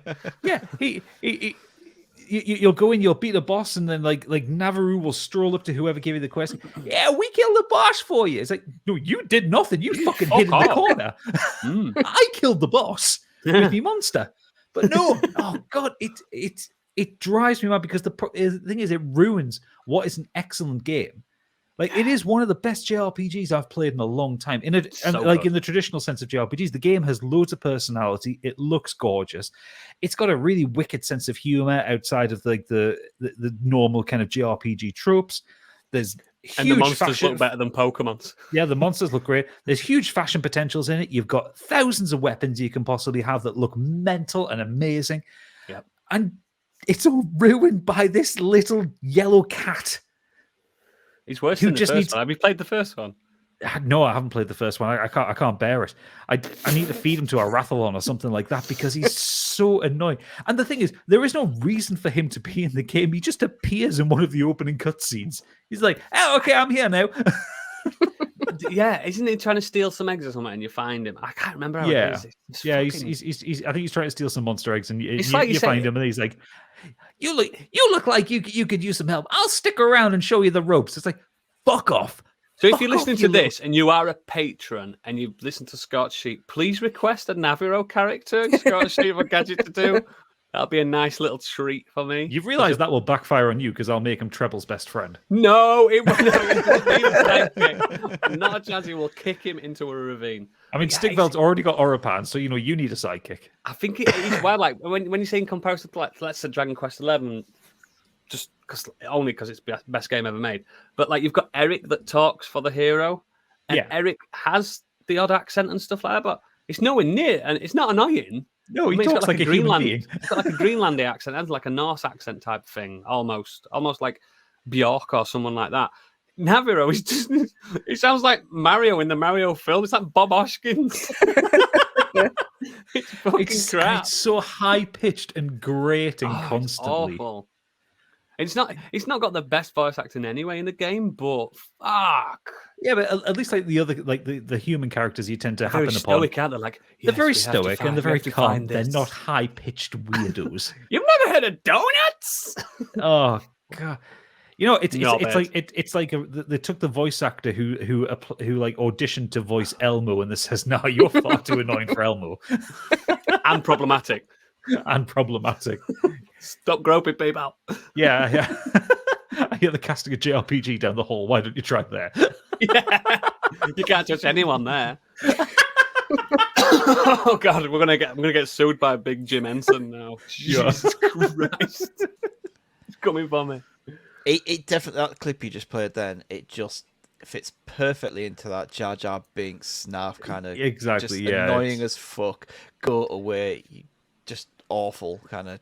Yeah, the thing is, at least with Jar Jar Binks, he was always kind of kept as like a side character. Like he would interject in some things. Like he never really had the huge amount of dialogue. With Navarro, he has so much dialogue because he is your character's voice, and you can't get rid of him. Narrator. Yeah, and he's interpreting the character's responses when the character can quite easily nod, smile, shake her head, whatever. You know, character doesn't talk in Pokemon. It works. It works. So just put Navarro in the bin. It's funny because a lot of people say like, "Oh, Navi from Ocarina of Time." All Navi does is, "Hey, listen." That's nowhere near as annoying. That's nowhere near as annoying. I mean, funny you should mention that. Oh shit. Well. Shall we move on to Candy then? So Navi from Ocarina of Time. I didn't know. I'm so sorry. Navarro to Navi. Hey, I wonder if there's a link. Navarro. Oh. Navi. Hey. So yeah, two So I'll just give you some background. Everyone probably knows anyway. So she's a fairy sidekick in Ocarina of Time. The game actually starts off in her point of view as you meet up with Link, and she's just there by your side. The whole fucking thing. She's not even fit like Tinkerbell. It's a shame. No, she's just like a ball of light. Can't tell. She might be fit. Who knows? She was actually the first character to be voice acted in the series, which was even more annoying because, as you said, she's got the two annoying phrases, particularly vexatious. Can you do it, Candy? Do an impression. Come on. Normally, probably yes, but I got a sore throat, so I won't. Not even going to try. Maybe Gadget can put them in. You did a better impression anyway a minute ago when you ruined my section. I'm so sorry. I am the most annoying sidekick ever. I mean, you are. It's true. So basically, the role the reason she's there is to kind of act as a bit of a tutorial when you get a new piece of equipment, or steer you right back on the path, back on the right path. Sorry, when you get lost. But other than that, she just offers nothing in terms of the story. Like, for somebody that's supposed to be, this with you throughout the whole adventure, she just offers nothing, and it's hard to explain why she's even there in the first place. I think they said that all Kokiri children get fairies when they come of age or something, or just fairies come to them. But he was like, Link isn't even a Kokiri; he was just kind of taken in by the forest. Mm-hmm. So that was also a massive plot hole. But yeah, it's the hey listens. They're so just disruptive and mistimed. You don't necessarily need a character to explain. It would have been like a pop-up would have sufficed for instructions. And I remember that there's these like little rocks that you can hit. It's kind of scattered throughout the game that will, for some reason, read out the time to you. And like, if you get lost, you could have just hit one of those, and it could have sent you back on your way. But yeah, there's not that much to say about her other than just annoying and just there constantly. And I hate her. I do. I do. I think they're so much better in like let's think Wind Waker, for instance. The boat. What's the boat called? Oh God, Boaty? I can't remember now. Boaty McBoatface. The boat is so cool in Wind Waker. I think it's like Sir Lionface or something stupid. I don't know. But yeah, they've done sidekicks so much better. I like in Breath of the Wild, where you don't even really get a sidekick, do you? You don't need it. Yeah, and I'm just trying to think in Twilight Princess. I don't think was there. No, a fairy you do. Twilight? You get that guy that's attached to you, the shadow thing. Oh yeah. He's not annoying though. And clearly in Breath of the Wild, your sidekick is Beetle. Yeah, he's everywhere. Yeah. I suppose Beetle is everywhere, isn't he? And I suppose you do unlock sidekicks in Breath of the Wild in a weird kind of way, but it's no fucking Navi. Awful little thing. I'd love to find out what there is no character model for Navi. I mean, there's probably deviant art of Navi, but there's it's a little blue and white dot with butterfly wings. Yeah, that's it, isn't it? That's all it is. There's no like, even like on the 3DS remake, they didn't make it any different, did they? It's just when I got a 3DS, I got it with Ocarina of Time, the 3D version. I did. Yeah. And I couldn't play it for very long simply because of Navi. Like going through that opening area in the Kokiri Forest. Fine enough. It worked. It wasn't as janky as I was expecting it to be for an N64 game. Yeah. But then just hey, listen, all the time. It's like, no, fuck off, you little blue dot. I'm busy here. If you took your time with anything. 30 years old, I can play this game. I know what to do here. Yeah.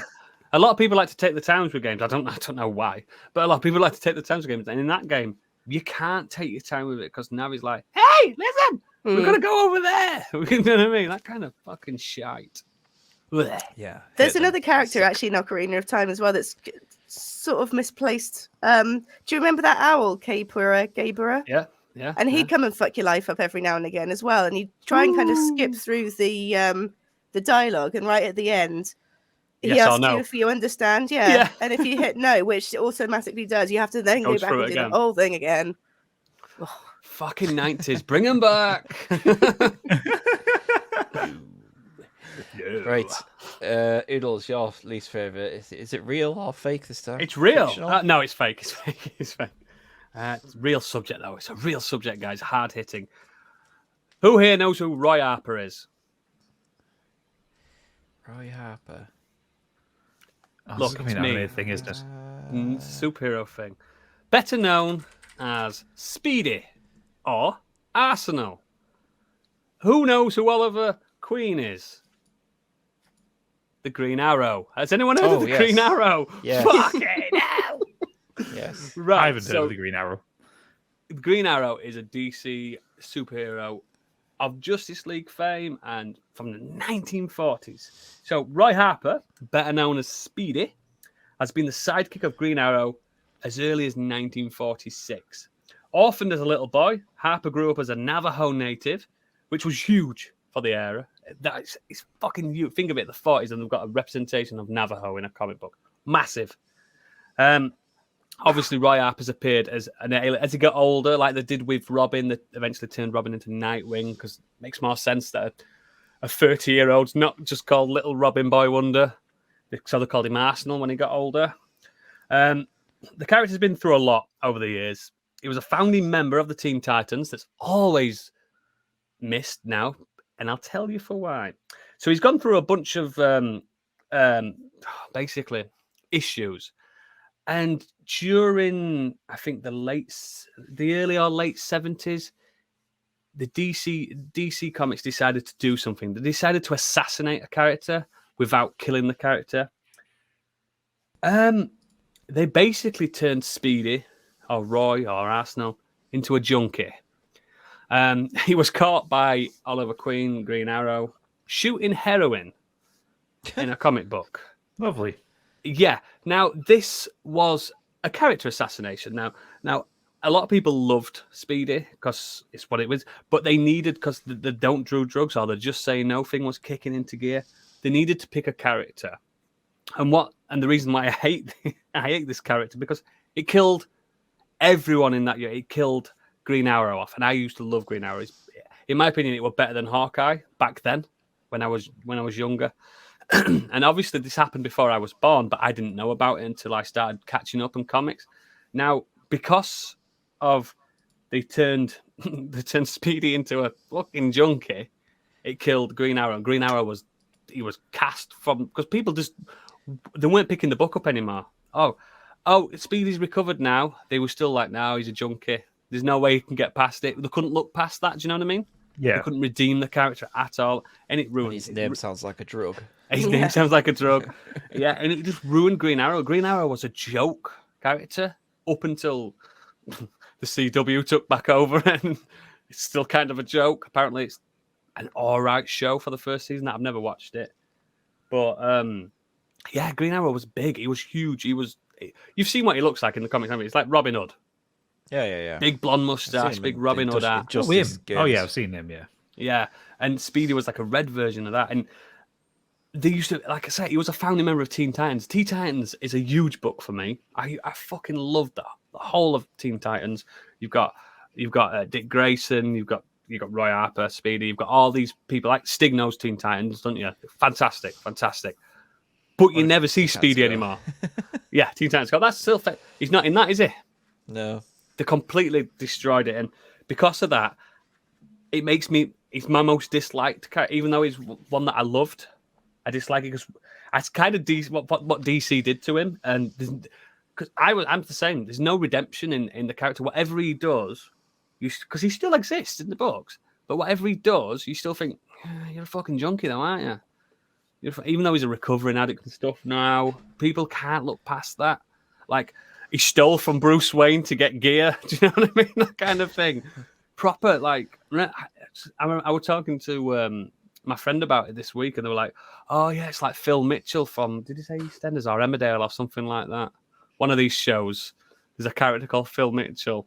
And EastEnders. He was a junkie, and no one can never look past the fact that he was a junkie, even though he's not been a junkie for like 20 years. Alcoholic Phil Mitchell. Oh, is that what he was? I don't know what he was. It always goes. They always, whenever they struggle with what to do with him, they just have him drink again. Yeah, and that's exactly what they do with Speedy. They just fucking, it's a trope. I mean, Grant Morrison got hold of him at one point, and they turned it around and said that, you know, I don't know if you've seen The Flash, but there's Reverse Flash.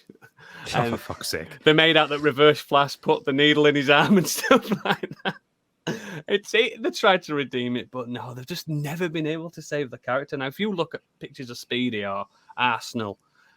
He's a cool character. I like archers. I mean, if anyone's listened to our Hawkeye spoiler special, I'm a big fan of archers and stuff like that. I love that kind of hero. They haven't got powers and stuff like that, but yeah, he's just ruined, and it's nowhere near as bad as what they did with like Damian Wayne, Jason Todd, and Dick Grayson, the Robins and stuff like that. They've done some really heinous things with those characters to try and kill them, and then they're not as subtle as they are with Marvel. Are very good with stuff like this. They turn sidekicks into actually fully fledged characters that can stand on their own. DC just kill them off, but not figuratively kill them because they don't want to not be able to produce toys of them and stuff like that. They just character assassinate them and turn them into bad guys. Yeah, and Speedy's anyone that's into DC knows exactly. And yeah, he's called Speedy for fuck's sake. That's what they did with Jason Todd, didn't it? Didn't it turn him into a bad guy? They turned Jason Todd into a baddie. Yeah, absolutely. Oh, irredeemable. Once a goodie's done something so heinous as take heroin. Ooh, there must be bad people. I'm joking, by the way. There must be bad people. Or murdered. Once you've murdered, you're done for. Right? You can never come back from it. It's bollocks. Yeah, Speedy, that's mine. Hate him. Hate what they've done to him. Used to love him. Proper 360 on the character. So, there you go. Right. Cool. Right, Gadget. What are our listeners telling us? Well, we've had a few people give us some feedback, but we'll start with our sex appeal, who's not here because Biggie has written in. Oh yes. And he said, "Good evening, my fellow podders. So sorry I'm missing this one due to a family bereavement. This is why I'm not doing the voice for him." Yes. Fair enough. He gets a write off this one. Yeah. I've only been playing GTA 5 on the PS5 with all the Rays and Tracy's on, and it looks incredible. It's still a PS3 game. I still might get that though. It's like £7. So it's a great game though. It's so much fun. £7, isn't it? Online is really good fun, and they keep adding to it and adding all these extra things. Might get it. He says it's still janky at times, but it looks stunning during both solo and online play. For less than a tenner, it's worth it. Yeah. I also watched half of Fast and Furious 6, but fell asleep. Gadget and I will have more to discuss on this very soon. We will. My choices for tonight's topic are, for my favourite one, Claptrap from the Borderlands series. While most hate the little guy, I love him. For me. If he's not spouting dad jokes, corny one-liners, exposition, or tutorial, then he's dishing out side quests that parody the norm. My personal favourite is the birthday party for himself. He loves his dub music and enjoys breakdancing too, and finally became a playable character in the pre-sequel. Give the poor guy another chance.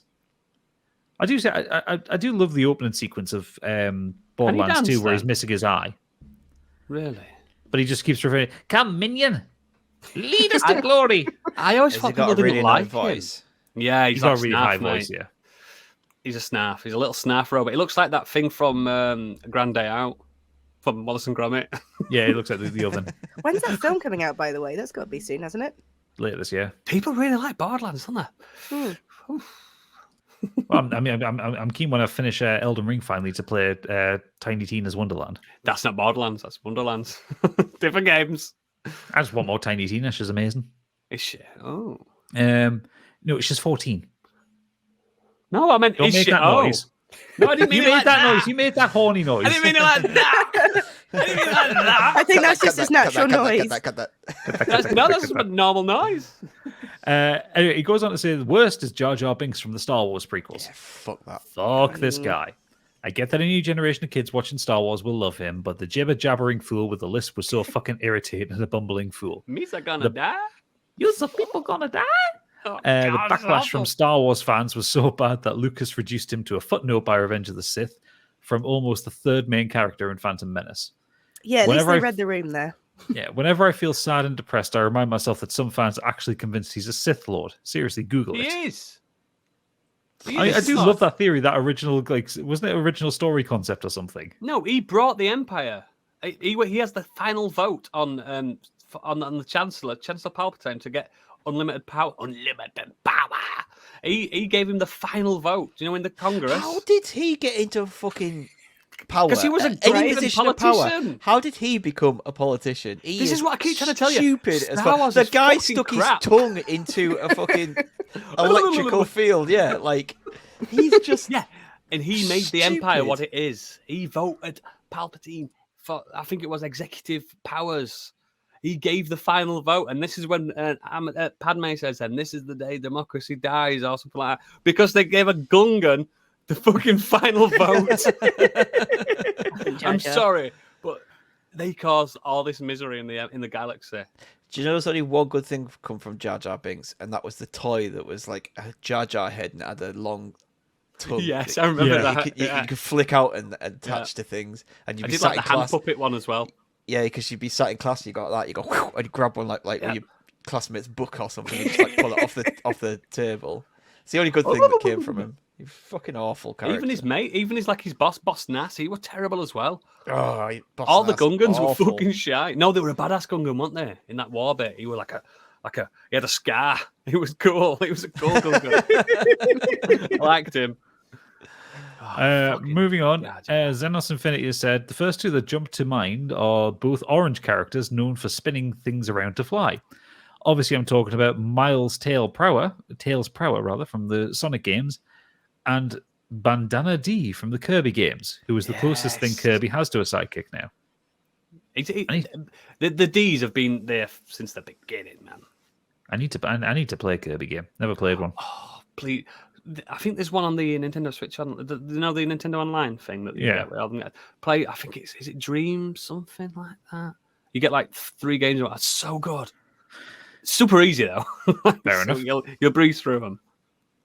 Lee Davies has said best sidekick is R2 motherfucking D2. Yeah. The worst is Snarf from Thundercats. What an arsehole he is. Snarf. Isn't it mad how they can like create a character like R2D2 that has like just like no language, and yet it's so endearing and so full of character. Like George Lucas can do that, and then in episode 1, Jar Jar Binks turns up. How can a man fall so far? like R2D2 is just exceptional. Like I said, even C-3PO. They call him a trash can because he kind of looks like that, like a bin on wheels. But just he's like I said, he's so endearing. Has no face, doesn't talk, just bleeps and bloops. But he's amazing. The bleeps and bloops are really good for conveying emotion. Like there's that. He's got that. When he screams. Yeah, but like you get that like when Han's put into carbonite, and you get the camera goes to R2 and he goes. They do that. Oh, R2, come here, I'll give you a they do it so well, don't they? Yeah, it's just one of those. It's like I just don't understand. Like I genuinely think R2D2. I'd love to do a little survey on this. I think he's more. I think people would recognize him over Darth Vader, the two most iconic characters probably in the saga. I think people would know who R2D2 is over Darth Vader. Genuine. I know it sounds. It's a big pull to say, but kids might. For me, they are the number 1 and number 2, aren't they? When you see Star Wars stuff, it's them two. Yeah, because he's like really easy to make a toy of. Exactly. And you can make him into all kinds of different things. When you see all the stuff, it's you see lightsabers, you see a few blasters, and you always see Darth Vader and R2D2 stuff. They are the big hits. So it's such a fall from grace. Fucking Misa gonna die. But I also do like the R2D2. It's similar with what we're saying about Chewbacca. Is you can't understand the word he's saying, and the only way that's interpreted is for him is C-3PO. So he'll say stuff to C-3PO, and C-3PO react to it, and you know that R2's just absolutely having his life. Yeah. And you don't know what he said, but you know that he's just fucking pissing. They have that weird thing, don't they? Where, like in the first 3 films, Luke can understand R2D2. In the prequels, Anakin can understand R2D2, and in the sequels, Rey can understand R2D2. Have a little screen. It's like only a few of them can understand him. Is that what it is? It's the computer screen. Is that what there's a screen in the X-wing. There's a screen in the Naboo fighter. I thought. I know there's somewhere that they can understand them, but it's so fucking. It's such a good little tin can. I think it's better than a Dalek and stuff like that. As little robots and droids go, I think R2D2 is number 1. Better than Claptrap. Great. Terrestrial Extra says, I'm probably too late for this. No thought put into it, but off the top of the head, Clank. He doesn't say whether that's Clank. a good thing or a bad thing, but I like Clank from Ratchet. I think he I probably like likes Clank. I think it's I like probably Clank. He's a lovely boy. He reminds me Well-spoken. of. He reminds me of like certain portrayals of Dr. Watson. Oh, well, there's another good sidekick. Yeah. Certain portrayals of him. He's the straight man. You know what I mean? Yes. I like him. Yeah, Clank could have been done. Like I said, I only played the one game, but he could have been done so wrong. He's better It than would have been Daxter, so isn't he? It would have been so easy to Oh, make yeah. that character really annoying and just an idiot. But no, they did. I think as well in really the good. remake of the first Ratchet and Clank game, when Clank's running, it's so funny. He runs with his arms forward. Yeah, I love it. yeah. I He does love look funny it. running. Angry love Kurt that. has come in saying, my favorite sidekicks all come from the Half-Life universe. 2 of them are Dog and the companion cube from Portal. Best cube. Oh, that's cute. But the choice I will go into detail is with Alex. Alex was introduced in Half-Life 2 and was a thoroughly compelling character to be with throughout the series. What makes her different is that she's a strong woman who was voice acted superbly and has had a great script, so every interaction she has with Gordon was a joy. I really grew to like her, but what was also cool is that she was never really treated as a love interest in the games, which she might have been in any other game. She was just a really great friend to have by your side and someone you could count on in the heat of battle. Yeah, Alex's Alex is character is great. absolutely Yeah. great. Forgive me for not knowing, because like I said, I've played about 10 minutes of Half-Life 2. Is Alex the Alex that's in Half-Life Alex? Is Yes. that the same person? Yeah. Yes. I think I know it is the girl with the headband on. Yeah. Oh, yeah, it's a cool looking character, though. She is a really good character, and she's really well developed and well written, and you follow like her motivations throughout are easy to follow, and she's aligned with Gordon, but she is doing her own thing for most of it. When he There said is one- Half-Life, though, I thought it was going to be like, "Morning, Gordon." I thought it was going to be. He's He's pretty gonna great be- though. He's Barney. brilliant, him. But I only know him from that YouTube series that Stig told me to do years ago, and I watched the whole thing. So It's good. so good. If you've never watched that, you have to watch Morning, the Gordon. Half-Life in VR, where they modded a Half-Life game, and it's a So many guy and a bunch of scientists. friends just like doing it. But the guy who does the scientist voice is perfect, and so good. it's all improvised, but fucking hilarious. It's so good. I think it's the best thing you've ever shown me, Stig. I watched the whole So- thing. I It's did. so good. So it's probably about 3, 4, probably longer, like 5 hours long. I think And it's it just 5 goes- hours, yeah. Once they get to where's the place? Xenon. Zen. Zen, yeah. It just goes off the It's so rails, funny. It's- completely off the rails. I might need you to send me a link to that. I haven't heard of this. So Oh, yeah, God, check it. oh, I don't think you were on that episode when Stig brought it up. This was years ago. Oh, mate, it's the best 5 hours you'll ever have in your life. yeah, someone send me a link later, and I'll stick it in the show notes for anyone so curious. good. Last up we have Ray. Now I normally always like it when Ray's come in here, but I don't like the second half of his What's email. Ray But done? Well, on the first half, my favorite sidekick would have to be Bender Bending Rodriguez from Futurama. Yeah, He's a lazy, rude, substance-abusing robot with a very foul mouth and zero sympathy. He has no problem selling out anyone in sticky situations, which is often caused by his irresponsible behaviors in the first place. However, that is why everybody loves him. No matter how untrustworthy he is, there is always a tiny corner in his heart waiting to break free and live a little. As such, Bender becomes the unlikely hero and an icon of the series. I think he's brilliant. He's fucking brilliant. Oh, yeah. There's I no still maintain- qualms with Bender. I still maintain my favorite, my 2 favorite episodes of Futurama is one. It's one of the what if episodes, Yeah. and it's when Bender becomes human, and he goes off the fucking rails. Fuck, But then the other main one is when Bender joins the robot church, and ends up going to hell, and you've got that amazing musical number with him and the robot devil. yeah. It's coming back, isn't it? It's coming back. It is, and John Is it John DiMaggio signed DiMaggio? up for it. Yes. He can't be without him. He cannot. No, it would be an outcry if they'd recast Bender. Not a chance. Not a chance. I Shut up, think baby, I know it. I think Bender is probably Matt Groening's best character. I like him more than Homer and stuff like that. I think he's incredible. I know a lot of people are like, what? But yeah, I think he's just a better character in general. Yeah, no, I I'd go think for that. Bender might be the best character that he's created. Yeah, I genuinely think he is. And I think he's- Homer's brilliant, but Yeah, obviously the longer the Simpsons has gone on, it's got the more- worse. the worse the character has gotten. When Homer in knows he's situations. Homer, they're the worst episodes. Yeah, when Simpsons was at its height, Homer was just absolutely incredible. Unparalleled. Yeah. But Bender's just great. Consistent, isn't it? Consistent, yeah. So the bit I don't like of this email. Oh dear. He says, on the other hand, I cannot say the same thing to Ruby Rod from The Fifth Element. Whoa! Gotta nail it! Chris Tucker did his best to portray a character opposite the stoic Bruce Willis, but an overdramatic radio host really does not stand out in a fairly overdramatic movie. And apart from being annoying, he helps very little story-wise. So sadly, I have to name him as my least favorite sidekick. He's one of the best people in that film. Love Ruby Rod. Great representation of LGBTQ, all that, especially back then as well. Man that dresses how he wants, what he wants. I think it's incredibly, and it's Chris Tucker's best role. Absolutely. Incredible. So, but yes, that's our mailbag. I'll be having words with Ray later. Yeah. Oh my God. We're going to get Chris Tucker on the show. Can't be having this anti-Ruby Rod rhetoric coming out here. No, I love Ruby Rod. Oh, and that fucking, that leopard print onesie thing he wears. Oh my God. Yeah, even you're not skinny enough to pull that off. No, I'm not. I'd love that. With a big hairpiece he has on. Oh my God. Big hairpiece, open collar. Microphone. Oh God, he's so good. Ray, you are wrong. You are wrong and you are a rotter.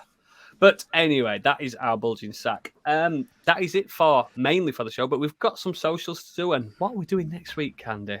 I'll tell you. So, as always, you can visit our website, modernescapism.co.uk. On there, you can find a link to all of our socials, contact details, and a merch store. If you have any comments or feedback, you can fill out a form on our website, tweet us, or email us on modernescapismpod@gmail.com. You can find us on our Discord server if you'd like to have a quick chat with us in our community. Lovely place. Please come and join us.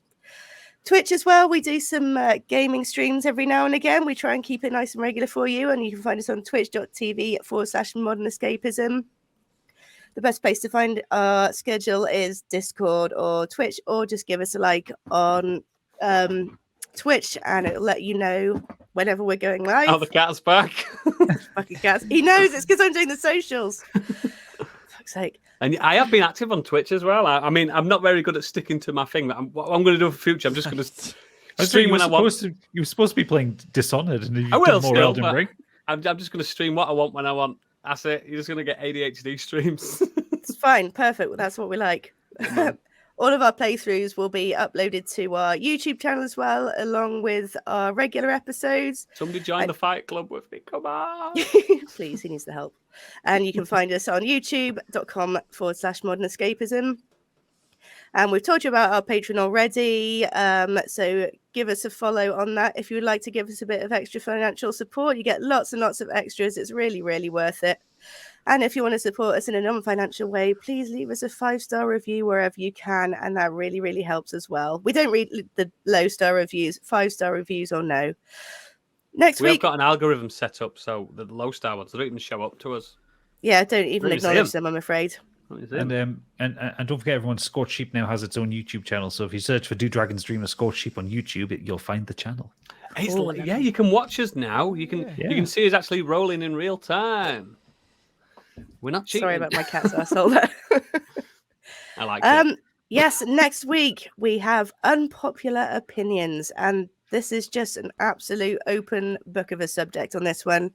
TV, film, what you change up in a script, how you'd rewrite a character, whether you hate them, love something that everyone hates, hate something everyone loves. Absolutely open to anything on that one. Zack Snyder's Justice League's good. This is going to be one of those episodes where Oodles has a point to make and doesn't know how to make it. I'm going to be terrible at this. I'm going to be shocking at this one, but yeah, fuck. I might write a script just so I'll never deviate from the script. And this is my opinion. Yeah, it's going to be good, nice and cathartic. Yeah, that has been us. Hope to see you soon, Biggie. Hope you are well, and thank you everyone for listening. We will be joining the green room for the patrons very shortly, but for everyone else, good night. Bye.